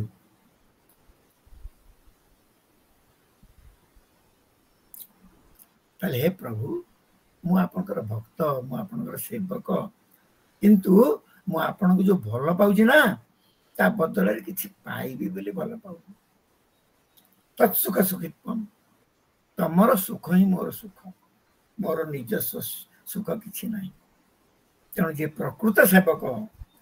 ସିଏ ଯାହାକୁ ସେବା କରେ ତାଠୁ କିଛି ଆଶା କରେନି। ଆଉ ଯିଏ ପ୍ରକୃତ ସେବ୍ୟ ସେ ଯେତେବେଳେ ସେବକକୁ ଭଲ ପାଇଥାଏ ତାଠୁ କିଛି ପାଇବ ବୋଲି ଭଲ ପାଇନଥାଏ। ତେଣୁ ସେଇଭଳିଆ ସେବ୍ୟ ଆପଣ ଆଉ ସେଇଭଳିଆ ସେବକ ମୁଁ। ଆପଣ କଣ ମତେ ଲୋଭ ଦେଖେଇକି ପରୀକ୍ଷା କରୁଛନ୍ତି? ତେଣୁ ମୁଁ ସେଇଥିରେ କେବେ ହେଲେ ମୋହଗ୍ରସ୍ତ ହେବି ନାହିଁ। ତେଣୁ ସେ କହୁଛନ୍ତି ଯେ ସେ ଭୃତ୍ୟ ନୁହେଁ ଯେ ସେବା ବଦଳରେ ନିଜ ସ୍ୱାମୀ ଠାରୁ ନିଜ କାମନା ପୂର୍ତ୍ତି ଚାହିଁଥାଏ। ଆଉ ସେ ସ୍ୱାମୀ ନୁହେଁ ଯେ ସେବା ବଦଳରେ ସ୍ୱାମୀ ହେବା ପାଇଁ ସେବକର କାମନା ପୂର୍ତ୍ତି କରିଥାଏ। ଏ ଅଧ୍ୟାୟରେ କଥା କହିଛନ୍ତି ପ୍ରହ୍ଲାଦ, ଆମର ଗୁରୁ, ଆମର ପଥପ୍ରଦର୍ଶକ, ଆମର ମହାଜନ। ଆମେ ତାଙ୍କର ସେ ଯୋଉ ରାସ୍ତା ଦେଖେଇଛନ୍ତି ସେ ରାସ୍ତାରେ ଯିବାକୁ ହେଲେ ସଂସାର ଭିତରେ ଆମେ ଯାହାକୁ ଭଲ ପାଇବା ତାଠୁ କିଛି ପାଇବା ପାଇଁ ଭଲ ପାଇବାଟା ପ୍ରକୃତରେ ସେବକତ୍ୱର ସ୍ୱରୂପ ନୁହେଁ। ସ୍ତ୍ରୀ ସ୍ୱାମୀକି ଭଲ ପାଉ, କିନ୍ତୁ ସ୍ୱାମୀ ଭିତରେ ଭଗବାନଙ୍କୁ ଦେଖି ଭଲ ପାଉ। ସ୍ୱାମୀ ସ୍ତ୍ରୀ କି ଭଲ ପାଉ, କିନ୍ତୁ ସ୍ତ୍ରୀ ଭିତରେ ଭଗବାନଙ୍କୁ ଦେଖିକିରି ଭଲ ପାଉ। ସେମିତି ବାପା ପୁଅକୁ ଭଲ ପାଉ, ପୁଅ ଭିତରେ ଭଗବାନଙ୍କୁ ଦେଖିକିରି ଭଲ ପାଉ। ଏମିତି ଆମେ ଯଦି ଘର ଦ୍ୱାର ସଂସାର ଘୋଡ଼ା ଗାଡ଼ି ଟଙ୍କାକୁ ଭଲ ପାଉଛେ ସେ ଭିତରେ ଭଗବାନଙ୍କୁ ଦେଖିକିରି ଭଲ ପାଇବା, ତାହେଲେ ଠିକ ସେବା ଆମେ କରିପାରିବା। ସଂସାରରେ ସମସ୍ତେ ଭଗବାନ ହିଁ ସେଇ ରୂପରେ ଆମେ ଆବିର୍ଭୂତ ହେଇଛନ୍ତି। ତେଣୁ ସବୁଠି ବାସୁଦେବଙ୍କୁ ଦର୍ଶନ କଲେ ସମହାତ୍ମା ସୁଦୁର୍ଲଭ କୁହାଯାଇଛି। ତେଣୁ ଆମେ ପ୍ରହ୍ଲାଦ ସେଇ ମହାତ୍ମା ସେ ସବୁଠି ବାସୁଦେବଙ୍କୁ ଦର୍ଶନ ଆଗରୁ କରିସାରିଛି। କରିକିରି ମଧ୍ୟ ସେ ଅଗ୍ନି ହଉ, ଗଜ ହଉ, ଖଣ୍ଡା ହଉ, ନାନା ପ୍ରକାର ଅସ୍ତ୍ରଶସ୍ତ୍ର ହଉ, ଜଳ ହଉ, ସମୁଦ୍ର ହଉ, ସବୁଠି ତାକୁ ମାରିବା ପାଇଁ ବ୍ୟବସ୍ଥା କରିଥିଲା, କିନ୍ତୁ ସେ ମରିନି। ତାକୁ ଭଗବାନ ନିଜେ ରକ୍ଷା କରିଛନ୍ତି। କାହିଁକିନା ସିଏ ହିଁ ଜଳ, ସିଏ ହିଁ ଗଜ, ସିଏ ହିଁ ଅଗ୍ନି। ଯୋଉ ଅଗ୍ନିରେ ମାରିବା ପାଇଁ ତା ଭଉଣୀକି ପଠେଇଥିଲା ସିଏ ବୋଧେ ଜଳିଗଲା, ପ୍ରହ୍ଲାଦ ଜଳିଲେନି। ଏଇଥିରୁ କଣ ଜାଣୁଛେ? ଆମେ ଯଦି ସେ ଭଗବାନଙ୍କୁ ପ୍ରହ୍ଲାଦ ପରି ସବୁଠି ଦେଖିବାକୁ ଆରମ୍ଭ କରିଦେବା ସମସ୍ତେ ଆମର ମିତ୍ର ହେଇଯିବେ, ସମସ୍ତେ ଆମର ଭଗବାନଙ୍କର ସ୍ୱରୂପ ବୋଲି ଜାଣିବେ, ସମସ୍ତେ ଆମକୁ ଭଲ ପାଇବେ, ଆମେ ବି ସମସ୍ତଙ୍କୁ ଭଲ ପାଇବା। ଏକଥା ପ୍ରହ୍ଲାଦ ମହାରାଜ ଆମକୁ ଏଇଠି ଶିଖେଇଛନ୍ତି। ପ୍ରହ୍ଲାଦ କହୁଛନ୍ତି ମୁଁ ଆପଣଙ୍କର ନିଷ୍କାମ ସେବକ ଅଟେ, ମୋର କୌଣସି କାମନା ନାହିଁ, ତା ବଦଳରେ କିଛି ପାଇବା ନାହିଁ। ଖାଲି ଦା ଧାତୁ, ଦା ଦା ଦା, ଦେବି ଦେବି, ମୋ ପାଖରେ ଯାହା ଅଛି ତମକୁ ଦେଇଦେବି। କାରଣ ଯାହା ଦେବି ତୋଦୀୟ ବସ୍ତୁ ଗୋବିନ୍ଦ ତୁଭ୍ୟମେବ ସମର୍ପୟେ। ତମେ ପରା ମତେ ଦେଇଛ, ତମକୁ ଦେବା ପାଇଁ ମୋ ପାଖରେ କଣ ଅଛି? ଯେମିତି ବାପା ପକେଟରୁ ପଇସା ନେଇକିରି ପୁଅ ବାପାଙ୍କ ଜନ୍ମଦିନ ପାଇଁ ତାଙ୍କ ପାଇଁ ଯଦି ଚକୋଲେଟ କିଣି ଆଣିକି ଦେଲା, ବାପା ଭାରି ଖୁସି ହେଇଯାଆନ୍ତି। ଯଦ୍ୟପି ସେ ଟଙ୍କା ବାପାଙ୍କ ପକେଟରୁ ନେଇଛି, ବାପାଙ୍କଠୁ ନେଇଛି, କିନ୍ତୁ ବାପାଙ୍କୁ ଭଲ ପାଇକି ଯେତେବେଳେ ଚକୋଲେଟଟା ଆଣିକି ଦବ, ଫୁଲଟେ ଆଣି ଦବ ବାପାଙ୍କ ଜନ୍ମଦିନରେ, ବାପାଙ୍କୁ କେତେ ଖୁସି ଲାଗିବ। ଠିକ ସେଇଭଳି ସଂସାରରେ ଯେତେ ବସ୍ତୁ ଭଗବାନ ଆମକୁ ଦେଇଛନ୍ତି ତାକୁ ଫଲମ ପତ୍ରମ ପୁଷ୍ପମ ଫଲମ ତୋୟମ ଯୋ ମେ ଭକ୍ତିଆ ପ୍ରୟଚ୍ଛତି, ମୁଁ ତାକୁ ଅତି ଆନନ୍ଦର ସହିତ ଗ୍ରହଣ କରେ ବୋଲି ଭଗବାନ ନିଜେ ଗୀତାରେ କହିଛନ୍ତି। ଆମେ ଯଦି ସବୁଠି ଭଗବାନଙ୍କୁ ଦେଖିବା ତାହେଲେ ସିନା ଏଇଟା ସମ୍ଭବ ହବ, ଯୋଉଟା କି ପ୍ରହ୍ଲାଦଙ୍କ ପାଖରେ ଥିଲା। ତେଣୁ ଅହମ ତୁ ଅକାମଃ ତ୍ୱଦ୍ଭକ୍ତ। ମୁଁ ଟିକେ ସଂସ୍କୃତ ଭାଗବତ ଅବଲମ୍ବନ କରି ଆପଣମାନଙ୍କୁ କହୁଛି। ମୋର ଧାରଣା ନଥିଲା ଯେ ଓଡ଼ିଆ ଭାଗବତକୁ କହିବାକୁ ପଡ଼ିବ, ତେଣୁ ମୋତେ କ୍ଷମା କରିବେ। ସଂସ୍କୃତ ଭାଗବତରେ ଯେଉଁ କଥାଟାକ ଅଛି ମୁଁ ତାକୁ ବେଶ କରି ଆପଣଙ୍କ ଆଗରେ ଉପସ୍ଥାପନ କରୁଛି। ତେଣୁ ଆପଣଙ୍କ କହିବେ ଓଡ଼ିଆ ଭାଗବତରେ କୋଉଠି ଗୁଡ଼ା ଅଛି କ'ଣ ନାହିଁ, କ'ଣ ଏଗୁଡ଼ା କହୁଛନ୍ତି, ଏଗୁଡ଼ା ଭାବିବେନି। ଓଡ଼ିଆ ଭାଗବତଟା ଭାବାନୁବାଦ ହେଇଛି। ଆଉ ସଂସ୍କୃତ ଭାଗବତ ବି ବୁଝିବା ଏମିତି କଷ୍ଟ, ଓଡ଼ିଆ ଭାଗବତ ମଧ୍ୟ ସାଧାରଣ ଲୋକ ବୁଝିବା କଷ୍ଟ। ତେଣୁ ବର୍ତ୍ତମାନ ସେ କହୁଛନ୍ତି ତ୍ୱଂ ଚ ସ୍ୱାମୀ ଅନପାଶ୍ରୟ, ମୁଁ ହେଉଛି ଆପଣଙ୍କର ନିଷ୍କାମ ଭକ୍ତ, ଆପଣ ମୋର ସ୍ୱାମୀ, ମୋଠୁ ପାଇବା ପାଇଁ ଆପଣ କିଛି ଇଚ୍ଛା କରନ୍ତିନି। ଆପଣ ସବୁବେଳେ ମତେ ଦେବାକୁ ଇଚ୍ଛା କରନ୍ତି, ମୋର ବି ଆପଣଙ୍କୁ ସବୁବେଳେ ଦେବାକୁ ଇଚ୍ଛା ହୁଏ। ନେବା ନା ନାଇଁ, ନି ଧାତୁ ନାହିଁ ସେଇଠି। ନି ଧାତୁ କୋଉଠି? ଆଜିକାଲିକା ଯୋଉ ଭଲ ପାଇବା, ଆଇ ଲଭ୍ ୟୁ ଦଉଥିଲା ଯାକ ଆଇ ଲଭ୍ ୟୁ, ଯୋଉଦିନ ଦେବା ବନ୍ଦ କରିଦିଅ ଆଇ ହେଟ୍ ୟୁ। କାନ୍ଥରେ, ବାଡ଼ରେ, ଛାତିରେ, ପ୍ୟାଣ୍ଟରେ, ସାର୍ଟରେ ଆଇ ଲଭ୍ ୟୁ ଲେଖିକିରି ବହୁତ ଲୋକ ବୁଲୁଛନ୍ତି। ଯୋଉଦିନ କିଛି ଅସୁବିଧା ହେଇଯାଉଛି ଆଇ ହେଟ୍ ୟୁ ଆରମ୍ଭ ହେଇଯାଉଛି, କିନ୍ତୁ ଆଇ ଲଭ୍ ୟୁରେ ଆଇ ହେଟ୍ ୟୁ ନାହିଁ। ଭଗବାନଙ୍କୁ ଯଦି ଆଉ ଭଲ ପାଇବା, ସେଇଥିରେ ଖାଲି ଭଲ ପାଇବା ଅଛି, ଆଉ ଘୃଣା ନାହିଁ। କାହିଁକି ନା ତାଙ୍କଠୁ ଆମେ କିଛି ଆଶା କରୁନୁ। ଆଶା ଯିଏ କରେ ନ ପାଏ ସିଏ ଦ୍ୱେଷ କରେ, ରାଗେ, ଘୃଣା କରେ। କିନ୍ତୁ ଯିଏ ପାଇବାକୁ କିଛି ଆଶା କରୁନି, ତା ପାଇଁ ସବୁ ବ୍ୟବସ୍ଥା ଭଗବାନ କରିଦେଇଛନ୍ତି। ସିଏ ଆହୁରି କ'ଣ ମାଗିବ, ବିପଦରେ ପଡ଼ିବ। ତେଣୁ ମାଗିବା ଉଚିତ ନୁହଁ। ଯୋଉମାନେ ଜାଣିନଥାନ୍ତି ଭଗବାନଙ୍କୁ ଯାଇ ମାଗନ୍ତି, ଆଉ ଯୋଉମାନେ ଜାଣିଥାନ୍ତି ସେ ଭଗବାନଙ୍କୁ କିଛି ମାଗନ୍ତିନି। ସେ କହିଲେ ସବୁ ତ ତମେ ଅନ୍ତର୍ଯାମୀ ରୂପରେ ମୋ ଭିତରେ ଅଛି, ଜାଣୁଛ, ମୁଁ ତମକୁ କ'ଣ ମାଗିବି? ତେଣୁ ଭଗବାନ ତାର ସବୁ ବ୍ୟବସ୍ଥା କରିଦିଅନ୍ତି। ଯୋଗ କ୍ଷେମ ବହାମ୍ୟହମ୍ କଥା କୁହାଯାଇଛି। ଯୋଗ ଆଉ କ୍ଷେମ ଉଭୟ ସେ ବହନ କରନ୍ତି।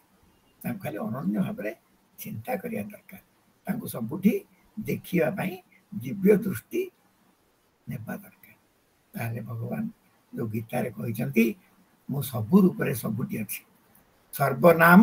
ସର୍ବରୂପ ମୁଁ ହିଁ। ଯାହାକୁ ଦେଖୁଛୁ, ଯୋଉଠି ଦେଖୁଛୁ, ତା ଭିତରେ ଟିକେ ମତେ ଦେଖିବାକୁ ଚେଷ୍ଟା କର। ଦେଖିବୁ ତୋର ସଂସାରରେ ସମସ୍ତେ ସ୍ରୋତ, କିଏ ତୋର ଶତ୍ରୁ ନାହିଁ। ଏ କଥା ଭଗବାନ କହିଛନ୍ତି। ରାଜା ଓ ତାଙ୍କର ସେବକ ମାନଙ୍କ ମଧ୍ୟରେ ଯେଭଳି ସମ୍ବନ୍ଧ, ତାହା ପରସ୍ପର ପ୍ରୟୋଜନ ସିଦ୍ଧି ପାଇଁ, କିନ୍ତୁ ଆପଣଙ୍କ ମୋର ଯୋଉ ସମ୍ବନ୍ଧ ସେପରି ନୁହେଁ। ସେହିପରି ଭାବରେ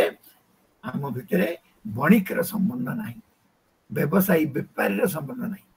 ଦିଆକୁ ଦିଆ, ଦିଆକୁ ଦୁଆର ଦିଆ, ଏଇ କଥା ଆମ ପାଖରେ ନାହିଁ। ମୁଁ ଆପଣଙ୍କୁ ସବୁ ଭଗବାନ, ମୁଁ କିଛି ମାଗିବାକୁ ଚାହୁଁନି, କିନ୍ତୁ ଅତି ବାଧ୍ୟ କରୁଛନ୍ତି, ଦିଦି ଗୋଟେ ବର ଦିଅନ୍ତୁ। କ'ଣ ବର ଦେବି ନା, ଯଦି ଆପଣ ମୋର ମନ ଇଚ୍ଛା ବର ଦେବା ପାଇଁ ଚାହୁଁଛନ୍ତି, ତାହେଲେ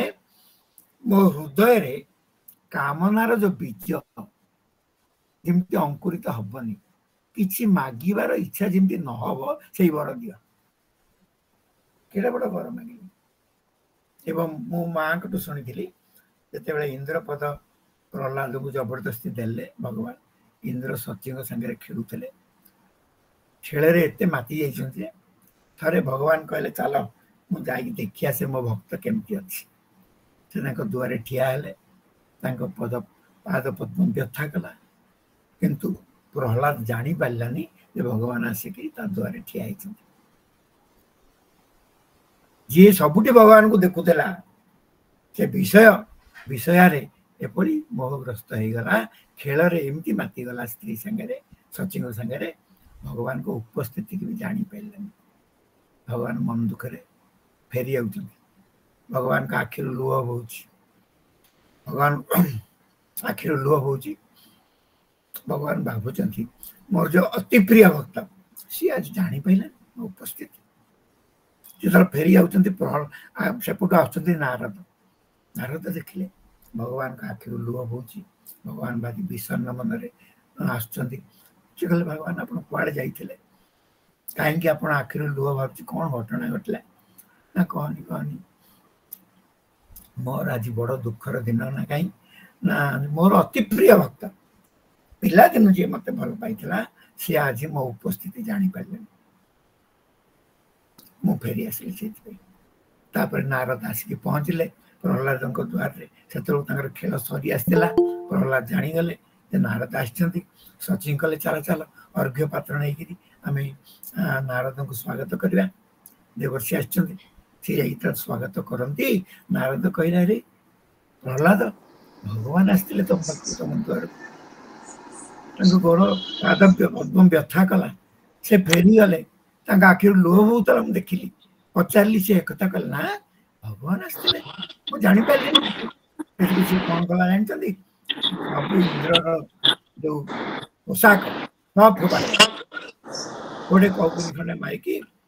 ସବୁ କିଛି ଛାଡ଼ି ଦେଇକିରି ବୈକୁଣ୍ଠ ଲୋକ ଆଡ଼େ ଦୌଡ଼ିଲା। ଦୌଡ଼ିଲା ବେଳେ କାନ୍ଦୁଛି, ଆଖିରୁ ଲୁହ ବହୁଛି, ନାକରୁ ସବୁ ପାଣି ବହୁଛି। ଯେତେବେଳେ ଭଗବାନଙ୍କ ବୈକୁଣ୍ଠର ଦ୍ୱାର ଦେଶରେ ପହଞ୍ଚି ଭଗବାନ ଜାଣିଗଲେ ପ୍ରହ୍ଲାଦ ଆସୁଛି। ତେଣୁ ଲକ୍ଷ୍ମୀ କହିଲେ ଚାଲ ଚାଲ, ମୋର ଅତ୍ୟନ୍ତ ପ୍ରିୟ ଭକ୍ତ ଆସୁଛି, ତାକୁ ସ୍ୱାଗତ କରିବା। ଲକ୍ଷ୍ମୀ ଧରିକି ଯେତେବେଳେ ଆସୁଛନ୍ତି, ପ୍ରହ୍ଲାଦର ଅବସ୍ଥା ଆଉ ନାହିଁ। ପ୍ରହ୍ଲାଦ କଣ କରୁଛନ୍ତି? ତାଙ୍କ ପାଦରେ ଯାଇକିରି ପଡ଼ିଯିବାକୁ ଯେତେବେଳେ ଯାଉଛନ୍ତି, ଭଗବାନ ତାକୁ କୁଣ୍ଢେଇ ପକାଉଛନ୍ତି, ଧରିକିରି ହୃଦୟରେ ଲଗେଇକିରି କହୁଛନ୍ତି, ଆରେ ପ୍ରହ୍ଲାଦ କାହିଁକି ଏତେ ଦୁଃଖୀ, କାହିଁକି କାନ୍ଦୁଛ, କଣ ହେଲା? ନା ଭଗବାନ ମତେ କିଛି କୁହନ୍ତୁନି, ଆପଣ ମତେ କିଛି ମୁଁ ଚାହୁଁନଥିଲି, ମୁଁ କହିଥିଲି ମୋର କୌଣସି ପ୍ରକାରର କାମନାର ବୀଜ ଯେମିତି କେବେ ଉଦୟ ହବନି, ଆପଣ ସେଇ ବର ଦିଅନ୍ତୁ। ଆପଣ କହିଥିଲେ ନା, ଆପଣ ଯାଚିକିରି ଜବରଦସ୍ତି ମତେ ଇନ୍ଦ୍ର ପଦ ଦେଇଦେଲେ ଏବଂ ମତେ ପୁଣି ଭୁଲେଇ ଦେଲେ। ମୁଁ ଆପଣଙ୍କୁ ଭୁଲିଗଲି, ମୁଁ ଆପଣଙ୍କୁ ଜାଣିପାରିଲିନି। ୟାଠୁ ଭଳି ଦୁଃଖ କଥା କିଛି ନାହିଁ। ନା ତଥାପି ପ୍ରହ୍ଲାଦ, ମୁଁ ବହୁତ ଖୁସି, ତ ମାଗେ ଆଉ କଣ ମାଗିବ?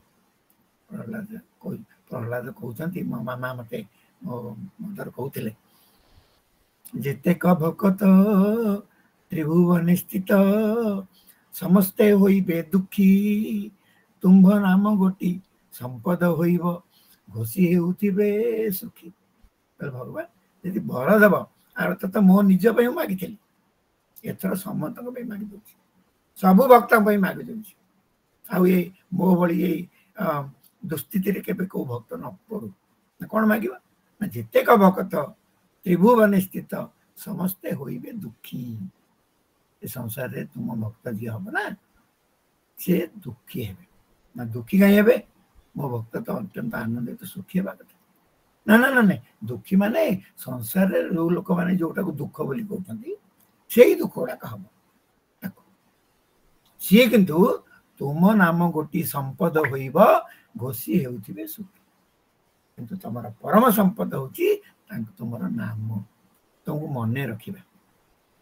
ଏଇଥିପାଇଁ କହୁଛି ବିପଦ ବିସ୍ମରଣ ବିଷ୍ଣୁ ସମ୍ପତ ନାରାୟଣ ସ୍ମୃତି। ଜଗତରେ ଆସିକିରି ବିଷ୍ଣୁକୁ, ଭଗବାନଙ୍କୁ ଭୁଲି ଯିବାଟା ହିଁ ବଡ ବିପତ୍ତି, ବଡ ଦୁଃଖ। ଆଉ ସମ୍ପତ୍ତି କଣ? ସମ୍ପତ ନାରାୟଣ ସ୍ମୃତି, ଭଗବାନଙ୍କର ସ୍ମରଣ ରହିବାଟା ହିଁ ସବୁଠୁ ବଡ ସମ୍ପତ୍ତି। ତେଣୁ ପ୍ରହ୍ଲାଦର ପିଲାଦିନେ ମା କୋଳରେ ପେଟରେ ଥିଲାବେଳେ ଯୋଉ କଥା ଶୁଣିଥିଲା, ତାର ସ୍ମରଣ ଥିଲା ବୋଲି ସେ ଛୋଟ ପିଲାବେଳେ ସବୁଠି ହରିଦର୍ଶନ କଲା, ପିଲାମାନଙ୍କୁ ସାଙ୍ଗମାନଙ୍କୁ ପ୍ରଚୋଦିତ କରୁଥିଲା। ଆମମାନେ ସମସ୍ତେ ସେଇ ଭଗବାନଙ୍କର ପିଲା, କିନ୍ତୁ ଆମେ ଏ ସଂସାରକୁ ଆସିକିରି ଆମେ ଭଗବାନଙ୍କୁ ଭୁଲି ଯାଇଛୁ, ନିଜକୁ ଭୁଲି ଯାଇଛୁ, ସଂସାର ଯେ ଭଗବାନଙ୍କ ରୂପ ତାକୁ ଭୁଲି ଯାଇଛୁ। ଆଉ ଯେତେବେଳେ ପ୍ରହ୍ଲାଦକୁ ପୁଣି ମାଗିବା ପାଇଁ କହୁଛନ୍ତି ଭଗବାନ, ସେଠି ଭଗବାନ କହିଲେ, ଆରେ ପ୍ରହ୍ଲାଦ ତୁ କଣ କଲୁ? ସବୁ ଭକ୍ତଙ୍କ ପାଇଁ ଦୁଃଖ ମାଗିଦେଲୁ। ନା ଭକ୍ତର ଦୁଃଖ କୋଉଟା? ଭକ୍ତ ଆପଣଙ୍କୁ ଭୁଲି ଯିବାଠୁ ଦୁଃଖ ବୋଲି ଦ୍ୱିତୀୟ ଦୁଃଖ କିଛି ନାହିଁ। ମୁଁ ତ ମାଗିଲି ତା ଆପଣଙ୍କ ନାମ ସ୍ମରଣ ସେ ସବୁବେଳେ କରୁଥିବ, ସବୁବେଳେ ସୁଖୀ ହଉଥିବ, ଦୁଃଖ କେତେବେଳେ ମାଗିଲି? ଦୁନିଆରେ ଯୋଉଟାକୁ ଦୁଃଖ ଲୋକ କହୁଛନ୍ତି, ସେଇ ଦୁଃଖ ଯଦି ତମେ ତାଙ୍କୁ ଦବ, ସେ ବାଟକୁ ଆସିଯିବ। ଏଇଥିପାଇଁ କହିଲି ଯେ ସଂସାରରେ ତମ ଭକ୍ତ ମାନେ ଦୁଃଖୀ ହୁଅନ୍ତୁ। ଏଇ କଥାଟା କଲା ପରେ, ହୃଦୟରେ କାମନାର ବୀଜ ଯଦି ଅଙ୍କୁରିତ ହୁଏ, କଣ କଣ ବିପତ୍ତି ହୁଏ ତାକୁ ପ୍ରହ୍ଲାଦ କହିଛନ୍ତି। ମୁଁ ସେ କଥାଟା ଆପଣଙ୍କୁ ଗୋଟେ ଇଏ ମାଧ୍ୟମରେ ଦେଖିବାକୁ ଚାହୁଁଛି, ଗ୍ରାଫ ମାଧ୍ୟମରେ। ମୋର ଗୋଟେ ହବି ଅଛି ଯେ ପାଠ ଗୁଡାକୁ ଗ୍ରାଫ କରିକି ଦେଖେଇବା, ତେଣୁ ଆପଣଙ୍କ ମନ ଆନନ୍ଦ ହବ। ସେଇଥିପାଇଁ ମୁଁ ଗୋଟେ ରେଖା ଚିତ୍ର କରି ଆପଣଙ୍କୁ ସେଟା ଦେଖିବାକୁ ଚାହୁଁଛି। ଯଦି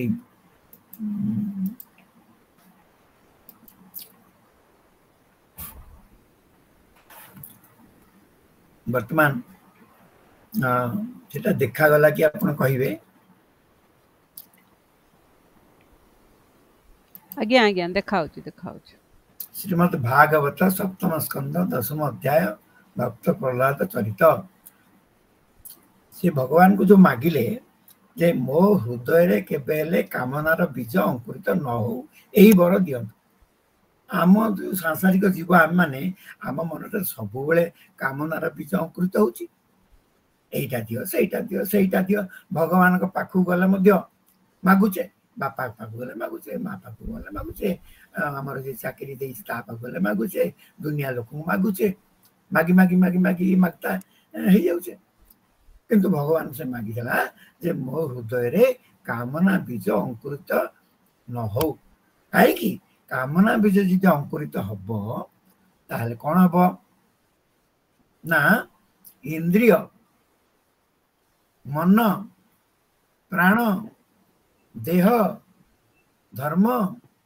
धैर्य बुद्धि लज्जा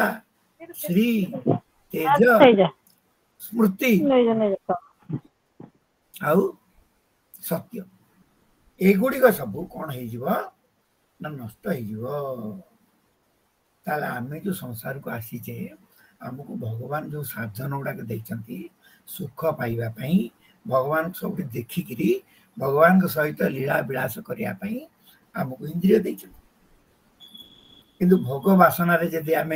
रत हो आम इंद्रिय गुड़ा नष्ट हो आखि देखी देखी देखी देखी अंध हो कान शुणी शुणी शुणी काला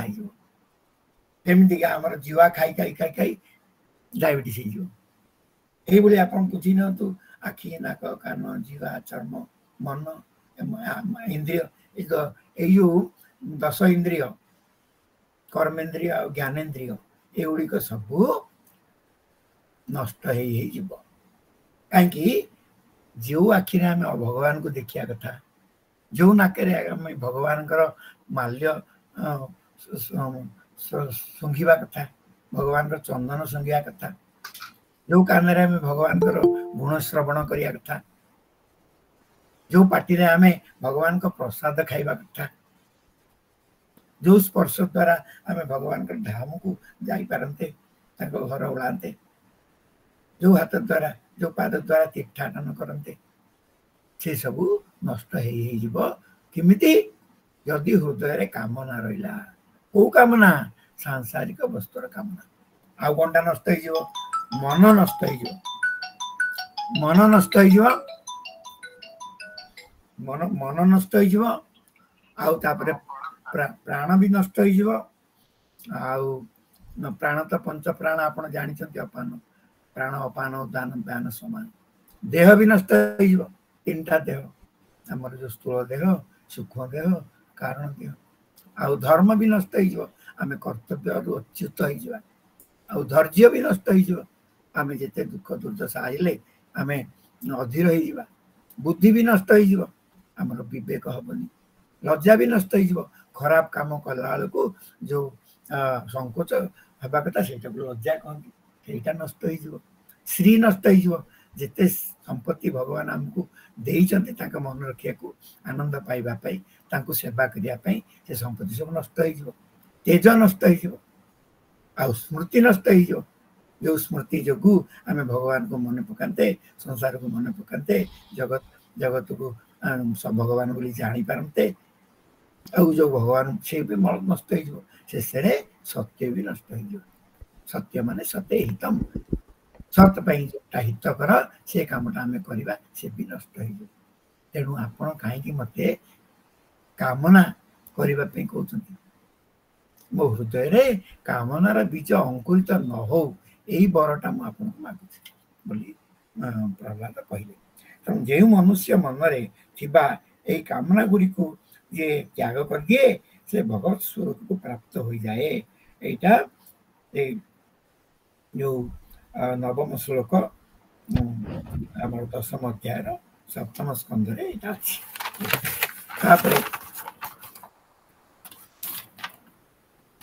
कहते प्रहलाद प्रार्थना कर कौन कहते प्रहलाद को प्रार्थना तुभ्यम भगवते नमः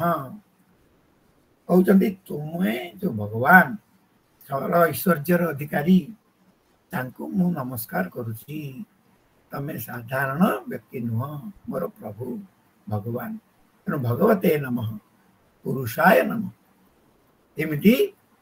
पुरुष शब्द रे आपण गीता रे पढ़ी जे परम पुरुष पुरुषोत्तम होती सी तेणु पर अपर पुरुष ठू उच्चरे ये परम पुरुष से पुरुष तुम्हें तुमको नमस्कार पुणी कहते महात्मा ने नम मुतात्मा तुम्हें किंतु महात्मा तुम्हें सर्वव्यापक परमात्मा तुमको मु नमस्कार करुछि पुणी कहते हरये नम समस्त प्रकार दुख जी हरण करि पारंती तांको शरणागत हेले जीवर दुख तीरे मात्र रहेनी सी हूँ तुम्हें तुमको नमस्कार पुणी कहते अद्भुत सिंहाय नमः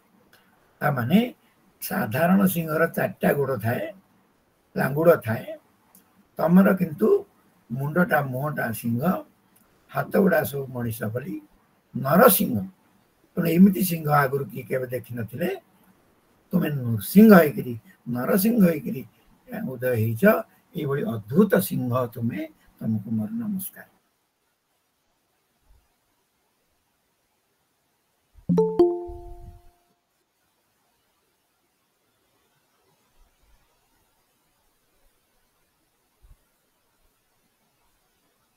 निज हृदय भितर सब देख समस्त हृदय भितर मत देख निज हृदय भितर मत देख ताले तमे आनंद पाई परिबो कारण मु परमानंद मते सबुठी देखिले समस्त भगवत बुद्धि तमे व्यवहार करिबो आ तमे खुशी होई परिबो तुमर अत्यंत प्रिय मोर लीला कथा ताकू तमे नित्य निरंतर श्रवण कर प्रहलाद गीता कहवा माध्यम भगवान आमको कहते आमे मध्य भगवान लीला कथा ही लीला करदिन निवास श्रवण करवा शिखा समस्त कर्म द्वारा मोर ही आराधना कर तुम प्रत्येक कर्म मोर आराधना हो जहाँ संसार रे रही पुओ झीर सेवा करवा सेवा करवा संसार सेवा करवा घर द्वार सेवा करवा सब मोर ही सेवा कर भाविकी कर यही प्रकार निजर समस्त प्रारब्ध कर्म तुम क्षय हो प्रहलाद मु जानी जे तुमर जो पूर्व पूर्व पूर्व जन्म प्रारब्ध कर्म अच्छी तार फल तुमको भोगिया को पड़ो तेणु तुम्हें संसार जिते दिन रही नुआ कर्म जंजाल फसगनी किंतु प्रारब्ध कर्म भोगीदेले कौन हम तुम पूर्व जन्मर कर्म अनुसार जो बारंबार जन्म हेनी तेणु प्रारब्ध कर्मर भोग केमती हम ना ताकू तमें कौन राग न रखिक भोगीज आउ कौन कर निष्काम कर्म कर नुआ कर्म जंजाल सृष्टि हेनी जहाँ कर्म कर भगवत उद्देश्य कर भगवान कर निष्काम कर्म द्वारा नुआ कर्म बंधन सृष्टि हेनी एक पुराणा कर्म बंधन जहाँ प्रारब्ध से भोगे क्रियमाण कर्म कले जो नुआ कर्म बंधन सृष्टि होनी तेणु तुम्हें कौन कर निष्काम भाव कर्म कर यही प्रकार निजर समस्त प्रारब्ध कर्म को तुम क्षय कर उपनिषद जे ईशावस्मिदं सर्वं यत्किंच जगत्यां जगत तेन त्यक्तेन भुंजीता महाकृतकस्य सिद्धनम् ए संसार भितर त्याग पूर्वक तमें भोग कर त्याग पूर्वक भोग माने कौन दी प्रकार भोग आमको मिले गोटे प्रारब्ध कर्मर फल रूप में सुख दुख भोग मिले आ गोटे यह जन्म जो क्रियमाण कर्म करू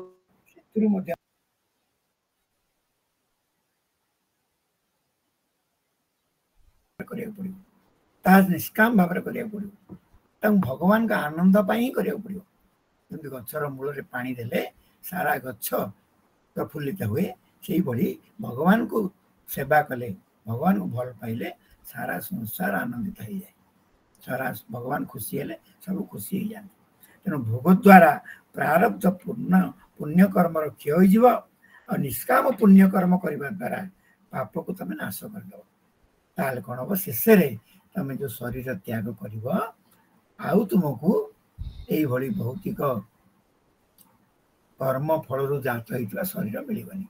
तुमको शरीर मिल पारे से दिव्य शरीर मिल दिव्य कर्म दिव्य शरीर बोली कह दिव्य जीवन संग आप शुणी दिव्य जीवन संग कौन आम जीवनटा आमर जन्म दिव्य होमर कर्म दिव्य हो भगवान गीतार कहते जन्म कर्म च में दिव्यम एवं जो व्यतितत्वता आम यदि आमर कर्म को दिव्य कर्म परिणत करदे पार आमर जन्म को मध्य दिव्य जन्म हिसाब से देखा ताले सांसारिक कर्म जे हमको सुख दुख दिए पुनर्जन्म दिए सी आमको बंधन में पकई पार ना ये नृसिंह प्रहलाद को शिक्षा देले तू ये संसार में ते मुझे पठे पूर्व पूर्व जो जन्म करूँ बर्तमान नारद तो गुरु करी जहाँ शिखिलु से अनुसार मत पाइलु किंतु आगुरी जो कर्म करूँ तार कर्मर फल ते भोग पड़ो से ते किसी दिन यह लोक कर्म फल भोगापी रहा पड़ो किंतु कर्म फल भोगिला बेले तो मन कि भली हवा उचित राग द्वेष उत्पन्न जमी हेनी मो जहाँ कि पाऊँच प्रशंसा कि निंदा मो कर्म रू ही पाऊँच एक जो तू जाणीबू ताले तू आसक्ति हेनी कि द्वेष हेनी कि भय हेनी संसार भर यही प्रहलाद चरित्र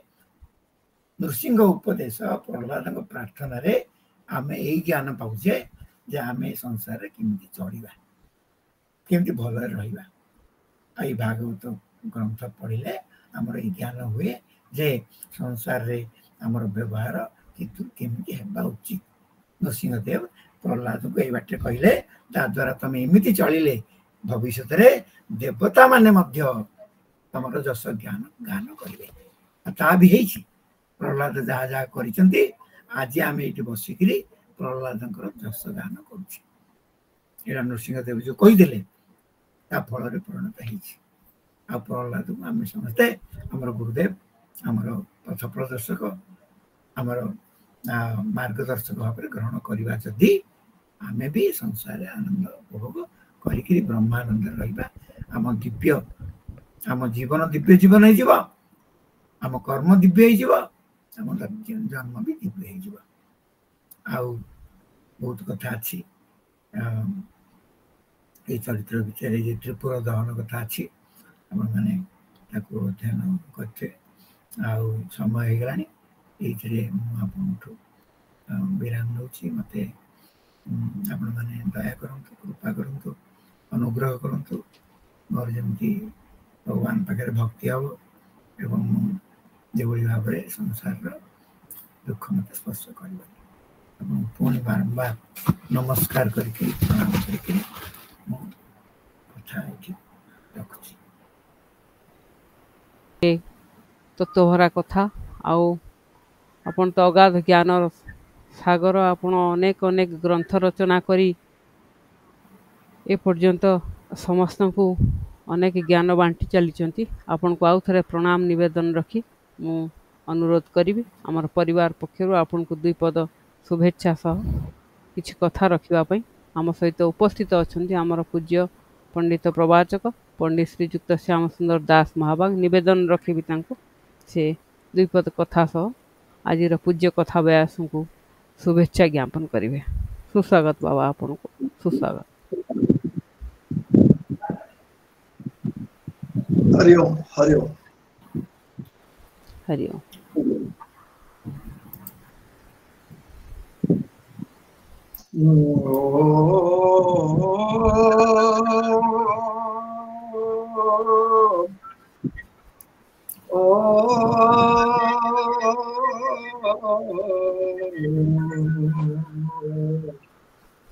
ओम नमो भगवते वासुदेवाय। उपस्थित समस्त सज्जन मंडली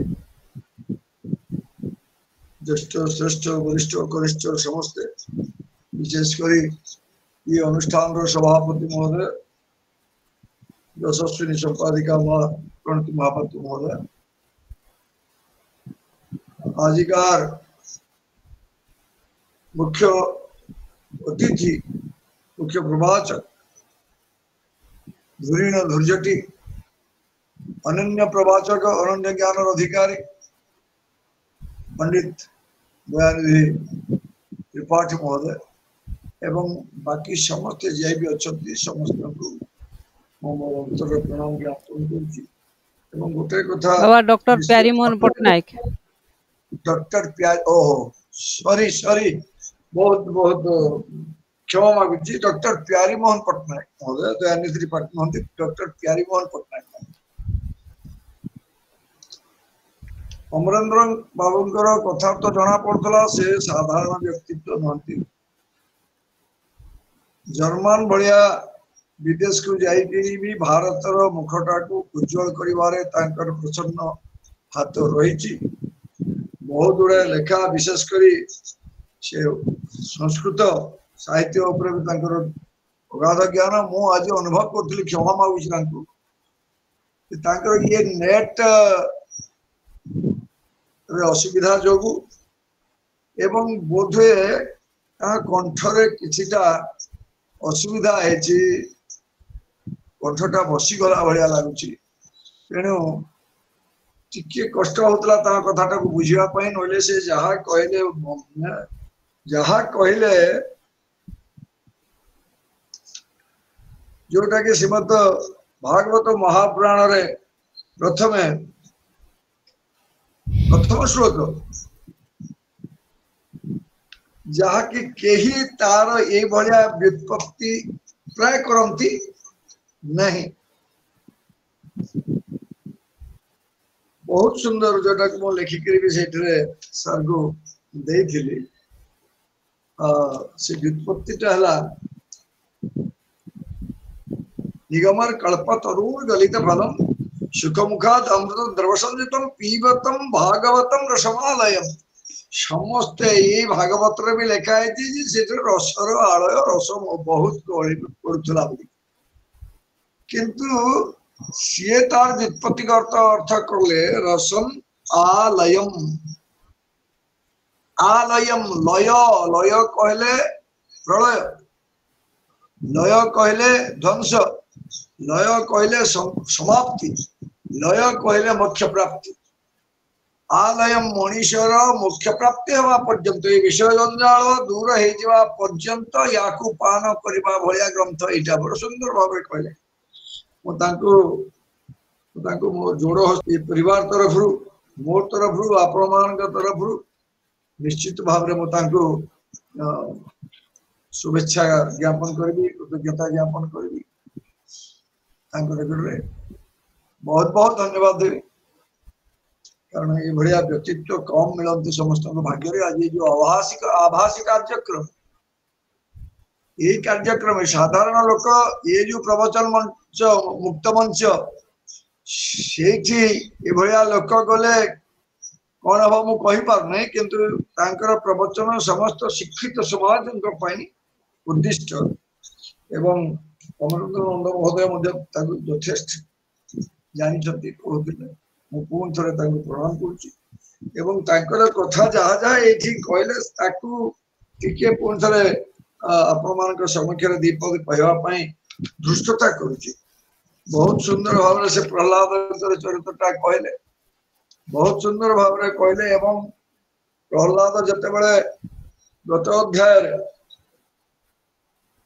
भगवान नृसिंह को बड़ सुंदर भाव स्तुति कर स्तुति नृसिंह भगवान प्रीत हो अत्यंत प्रीत हो कहले प्रह्लाद भद्र भद्रम ते प्रीतो हम ते सुरतम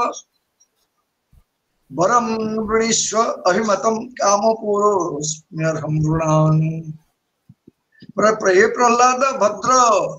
हे श्रेष्ठ भद्रम ते तुम्हार मंगल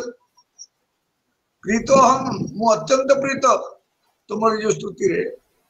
इस स्तव पाठ रे मु बहुत प्रीत ते असुरोत्तम इधर सुरोत्तम देवता ने असुरोत्तम असुर मानक मध्य तुम हूँ उत्तम सबुठारु श्रेष्ठ तुम आउ कौन से श्रेष्ठ असुर नहांती असुर कहवार तात्पर्य ये होचंती हिरण्यकशिपुर पुत्र एवं आपण माने आगु जानि असुर शब्द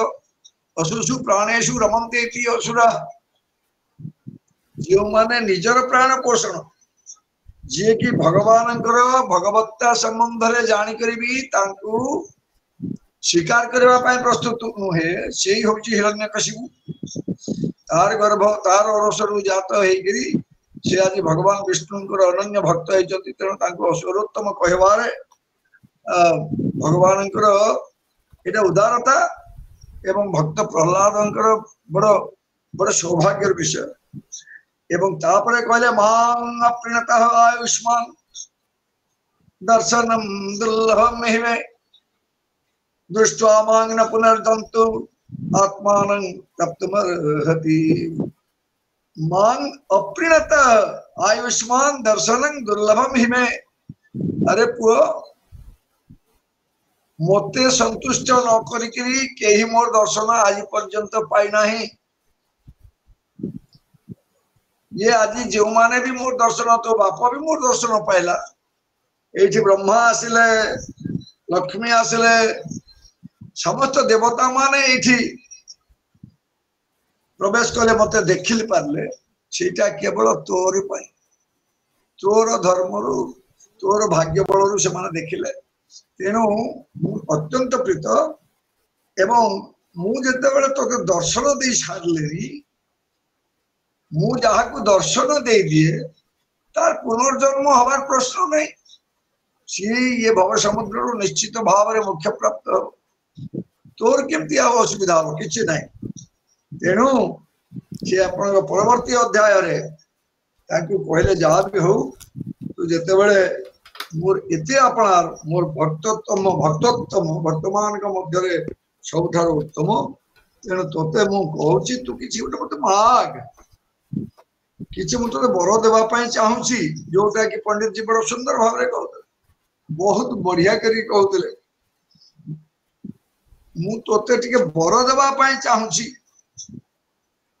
से माग बोली के जे एवं से कहले एवं प्रलोभ्यमानोपि वरेर्लोक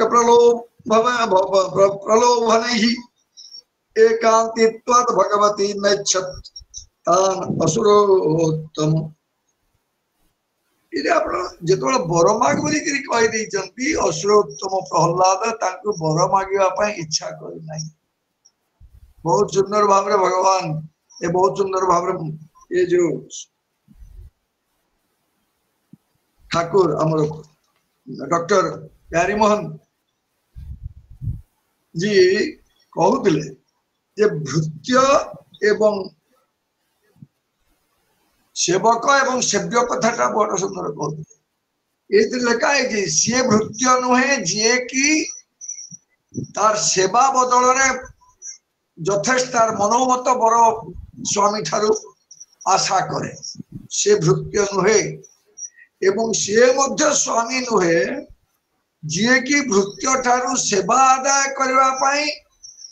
ताकू बर दिए भृत्य टिके देखंतु भृत्य ठारू सेवा आदाय करबा पई उद्देश्य मूलक भाव रे तार जे पूरण करे आवश्यकता से स्वामी रहबार योग्य नहे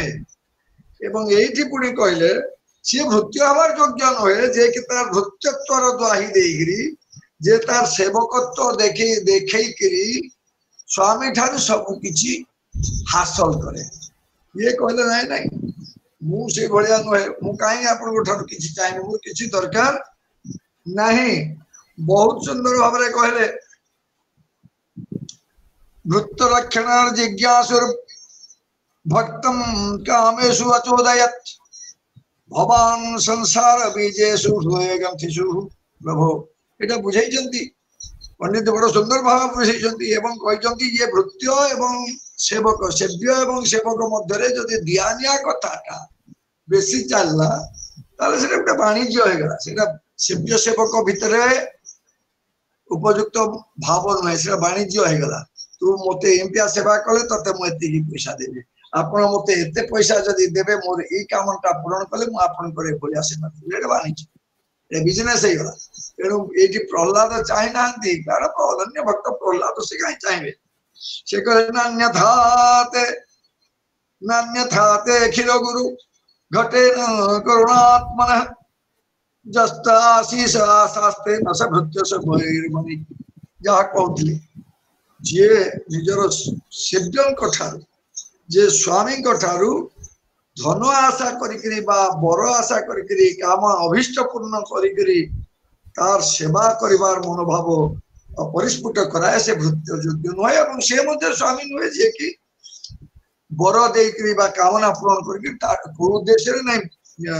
तार सेवा पाइबा पाई करे मु सेटा हबी नहीं मु से सब चाहे ना बोली से कहले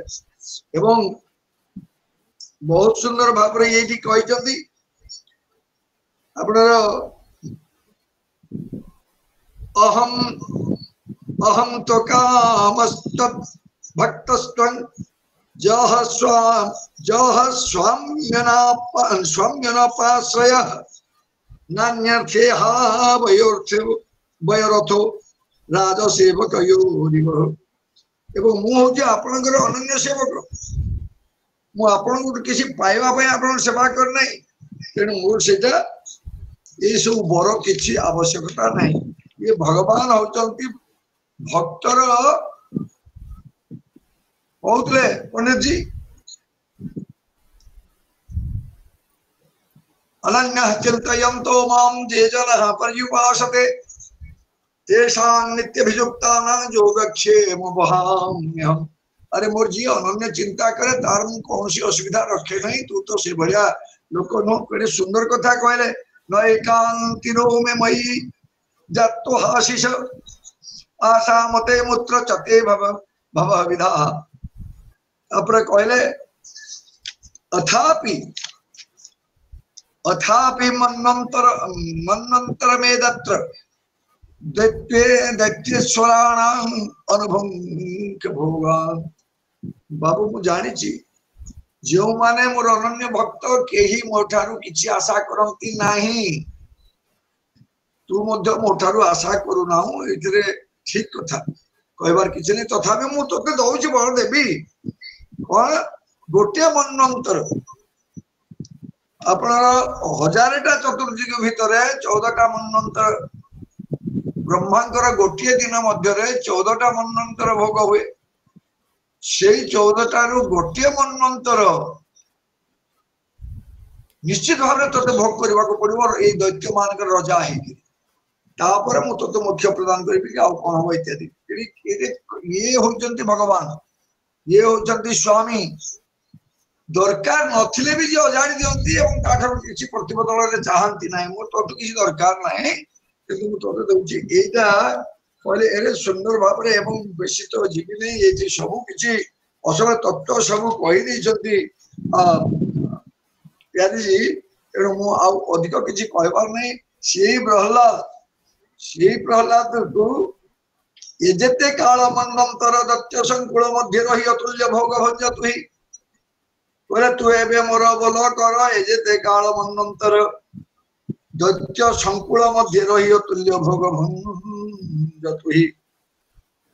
साधे अपने मंडले साधिए अवने मंडले शरीर छाड़ी काल बले पशु मोर पाद तले कर्म विनाशी जोग बले साधे कर्म विनाशी बहुत सब कहते जिते भी कहते पंडित जी कर्मटा को बड़ बड़ सुंदर कथा ये कहते से गोटे आम प्रारब्ध संचित फल एवं वर्तमान निष्काम कर्म संचित फल तो निश्चय मिल संचित फल निश्चय मिल किंतु संचित फल भोग करुवा समय मध्य जड़े जदि निष्काम कर्म करुथिब संचित फल भोग न कले ताकू मुक्ति मिलवार प्रश्न नहीं निश्चय संचित फल भोग करने पड़ो किंतु से संचित फल भोग करने मध्य किसी काम करने पड़ो ना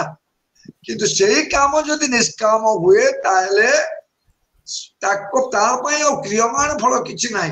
से सीधा सड़क मोक्ष प्राप्त बड़ सुंदर भाव में मु जहाँ बुझली एटा से कहते जिते जिते प्रशंसा कले कम हम एवं ये प्रहलाद कहते ये जे कौन सबू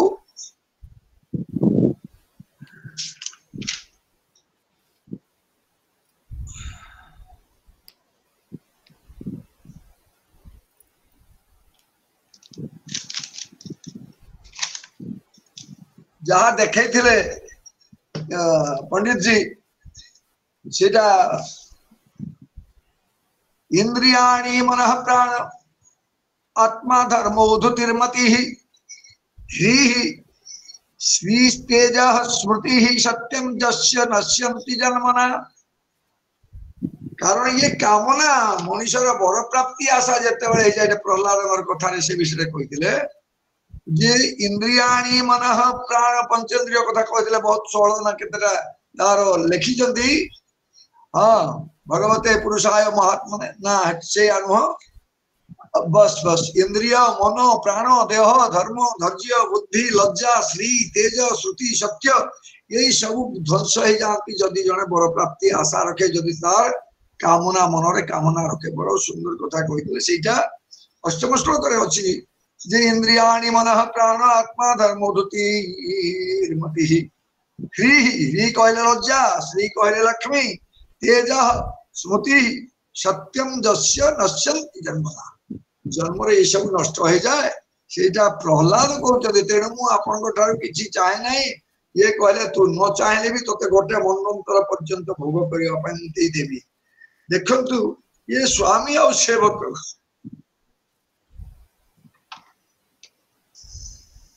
ए स्वामी आउ सेवक मध्य कथोपकथन चली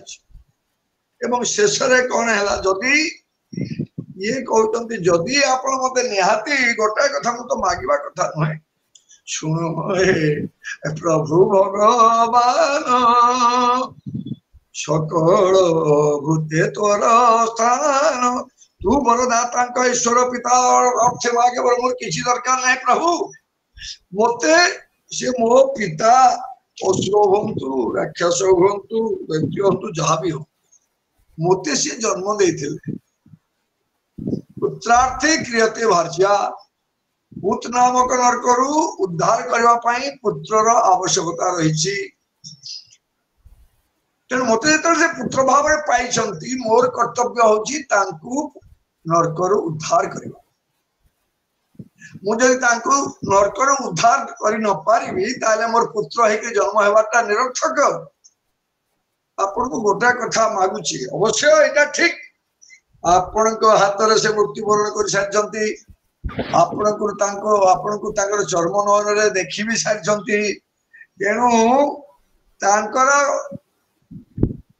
मुक्ति न पाइबार किसी ना निश्चित भाव से मुक्ति पाइबे तथापि पुत्र हिसाब से मुझे गोटाए कथा आपन को मागुची तार कारण कौन मु आपन भक्त किंतु मोर पिता आपणकर जने विद्वेषी आपण को बहुत समय तू ताकर करी आपण को गाली देइछंती मंद देइछंती आपण को कटु भाषा कुभाषा प्रयोग करिछंती सेटा पुत्र हिसाब रे मु जदियो भी तांकर मुक्ति चाहिए तथापि सेटा से ठीक काम करनाहांती किंतु पुत्र हिसाब रे मु तांको गोटे कथा आपण को मागुची तू बरदाता ईश्वर पितार अर्थ माग मो पिता गोटे वर मागुची दया देवे तू ब्रह्म प्रभु चक्रपाणी तोर महिमा से न जानी तोते निंदिला कोप मने बोले ईश्वर मु भुवने भ्रात मरणे कोप बही तोहर महिमा निंदई तो भक्त बोली करी मोते क्रोधे हिंसई अविरत से पापु पिता को उद्धर भराथ मागे एही बर देखो तो एटा होची उपयुक्त पुत्र कर्तव्य बापा खरा हे पारे बाप अन्याय हे पारे अत्याचारी हे पारे ये प्रहलाद को मारवा पाई केते चेष्टा कर नथिला तथापि पिता प्रति प्रहलादर विद्वेष भाव नहीं केवल भगवान उपरे अनन्य भक्ति भगवान उपरे माने प्रचंड श्रद्धा विश्वास स्थापन करी से भगवान को देखिबा पाए मध्य समर्थ है एवं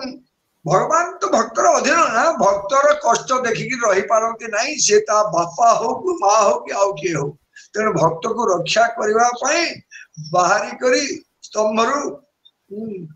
ताकू किड़े बड़ अमर बर भाया बर मागिथिले मध्य से बरटा को तुच्छ करिकी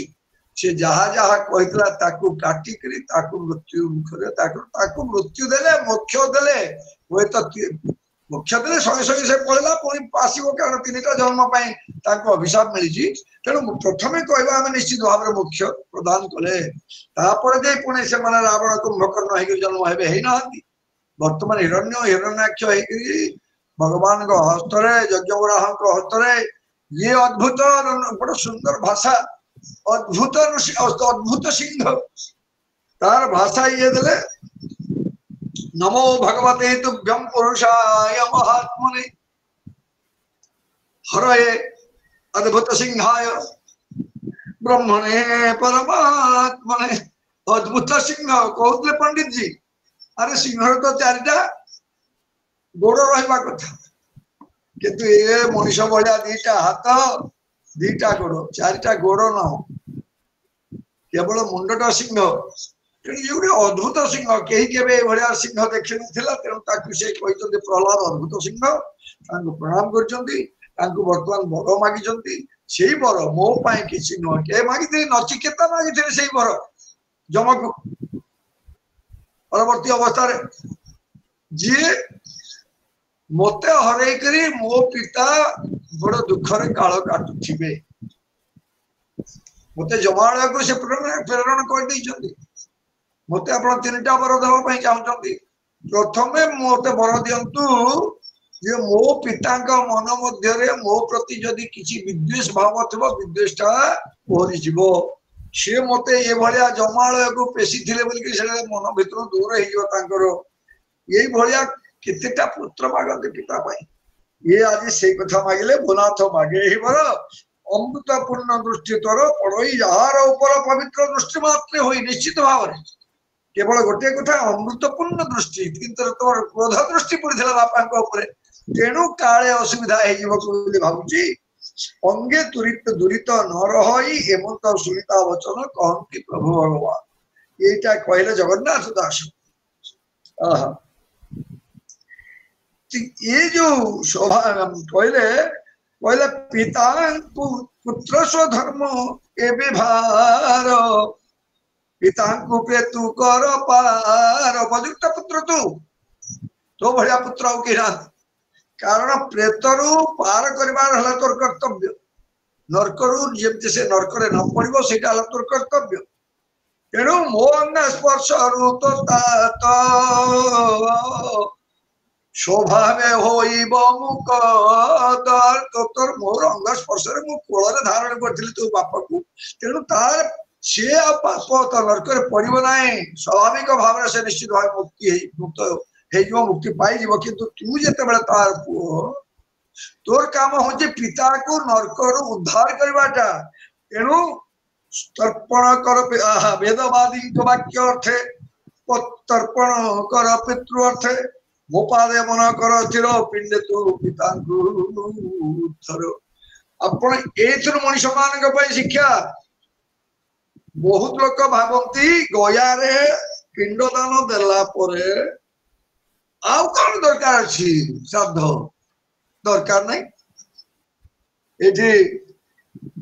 वेदांतविद प्रदीप आचार्य महोदय मध्य अछंती से भी निश्चित भाव में याकू समर्थन कलिबे बोली आशा करूची गया रे पिंडदान प्रयाग रे पिंडदान गया रे पिंड श्राद्ध करके पळे आसिले आउ श्राद्ध दिया जाए नहीं साधारण भाव में 12 वर्ष कहीं आउ केते वर्ष पर्यंत मोटे केबे न देले भी चले बोली कि लोक मानकर धारणा अछि किंतु शास्त्र मना कर एठी ये स्वयं नृसिंह भगवान मना कले बोले तो बाप मोर स्पर्श पाई मुक्ति पाई निश्चय किंतु तू निश्चित भाव रे ता पाई तर्पण करिवु ता पाई शास्त्र विधान करिवु ताकू श्राद्धर विधान करिवु ताकू पिंड देवु तेबे जे उद्धार पाइबो कहबार तात्पर्य हैला जोटा कि कर्मकांड रे मनुष्य पाई जहा कर्तव्य स्थिर करा जायछि से भलिया हमकु चलिबो गया रे पिंड दियंतु जे के कहंतु ब्रह्म कपाल रे पिंड दियंतु आ कोन करदु पिंड दउचंती माने पुअर कर्तव्य हैला से निदे बंती थिबा पर्यंत पिंड दबो ता बाप मा को तेबे जाई ता पुअ ता पाई पिंड दबो न हेले औधा बाटरू ये सब एडी सुंदर जिनिस सब वर्णना करचंती एवं परवर्ती अवस्था रे ये काहे कि हिरण्यकशिपु एवं हिरण्याक्ष काहे कि जन्म लाभ कले जन्म लभिले दीति कोले वैरी भाव हरिपाद करी लभिले एटा नारद कहउचंती ब्रह्मा को बोधिए वचन से स्थान हेले अंतर्ध्यान भगवान पळै गले श्री भगवान वाच सुनो विधाता मो उत्तर तव संतोषे जे बाबर न देबे कहले मन इच्छा बर गुडा क दउछ नाय की प्रकार बर न मागिथिला से एटा आपन को कहि लाभ नै देखंतु दिन रे मरिबि नै रात रे मरिबि नै घरे मरिबि नै बाहर रे मरिबि नै दिन रे मरिबि नै रात रे मरिबि नै आ अस्त्र रे मरिबि नै शस्त्र रे मरिबि नै मनुष्य मारिबो नै पशु मारिबो नै असुर मारिबो नै अर्थ क्योंठि आ आकाश रे भी मरिबि नै मर्त्य रे भी नै कोन त्रिलोकर कोन सारे मरिबि नै घर भितर मरिबि नै बाहर मरिबि नै माने जेते प्रकार मृत्यु कथा सबु मृत्यु बंचिबा पय सबु से देई देथिले ब्रह्मा तथास्तु केवल अमर बोली कि ना धरना से जानि दिले जे भगवान निश्चित भाव रे यार किसी रास्ता खोजिबे एवं सेटा आसिकरी सिए ना मनीष ना पशु ना दिन बेलिया ना राति बेलिया संध्या समय रे ना घर भितर ना बाहर एरुंडी बंधरे ना भूमि रे ना आकाश रे तांका कोळ ऊपर ना शस्त्र रे ना अस्त्र रे तांका नखरे विदारण करी करी मार मार ए जो कथा सेटा तांको बाधिची भगवान को बड़ क्रोधित होई जैचंती कहले सुनो विधाता वो उत्तर तपसं दोषे जे बाबर न देवु असुरक मध्ये अपास तप समाधि जोग साध्य दुष्ट प्राणी की वरदान सर्प को जन्ने क्षीर पान एबे जो दादा सब लोके रखुचंती नेता गुडा को दादा रखुचंती नेता तो निजे दादा नहंती दादा पालंती से दादा समस्त कहचंती जे काहे कि साप पाइले युधिष्ठिर को कोन युधिष्ठिर कोनी कहले कह केवल काले हरि ईश्वर त्रास दूर करी असुर बल कले ना से हरि जगत विश्वास एवं तो धर्म सुतवाणी छोड़ी कहंतु ब्रह्ममुनि पूर्वे जे देवासुर ने तेजिले देवगणे असुर पलाई विषादे मय दैत्य विनिपादे कातरे पसिले शरण भग्न संकल्प विरगण इत्यादि याको पढ़ी करी एवं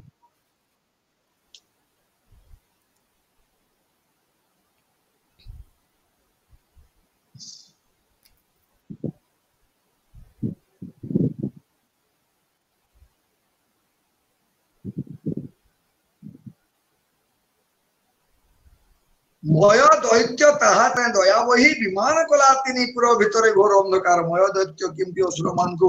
गोटे माया रथ देइथिला से सब इधर बंधित होइचंती एवं असुर माने किपरि प्रचंड हेकरी समस्त को ध्वंस करबा फल रे भगवान बाध्य हेकरी तांकू ये रुद्रन को देले दामोदर एटा त्रिपुरासुर विभिन्न समय रे विभिन्न आपन से भस्मासुर को भी केमती भगवान निजे नष्ट कले ध्वंस कले जे कि देउथिले बर देइथिले शिव सेही कथा मध्य इथिरे आसुची ए भलिया बहुत गुडा कथा आमे याकू पाठ करी करी जानिबा एगुडा को किछि नै असर तत्व कथा पंडित जी सब किछि कहि दिछथि एवं मो आ अधिक आकू न नै करी पंडित जी तांको पूर्ण घरे परिवार तरफ आपण मान तरफ मो तरफ मो गभीर कृतज्ञता ज्ञापन करछि तांको शुभेच्छा प्रदान करछि संहिताया सप्तम स्कंदे त्रिपुरा विजय त्रिपुरासुर को केमती रुद्र मारिथिले तांकर पिनाक धनु केमती हेतला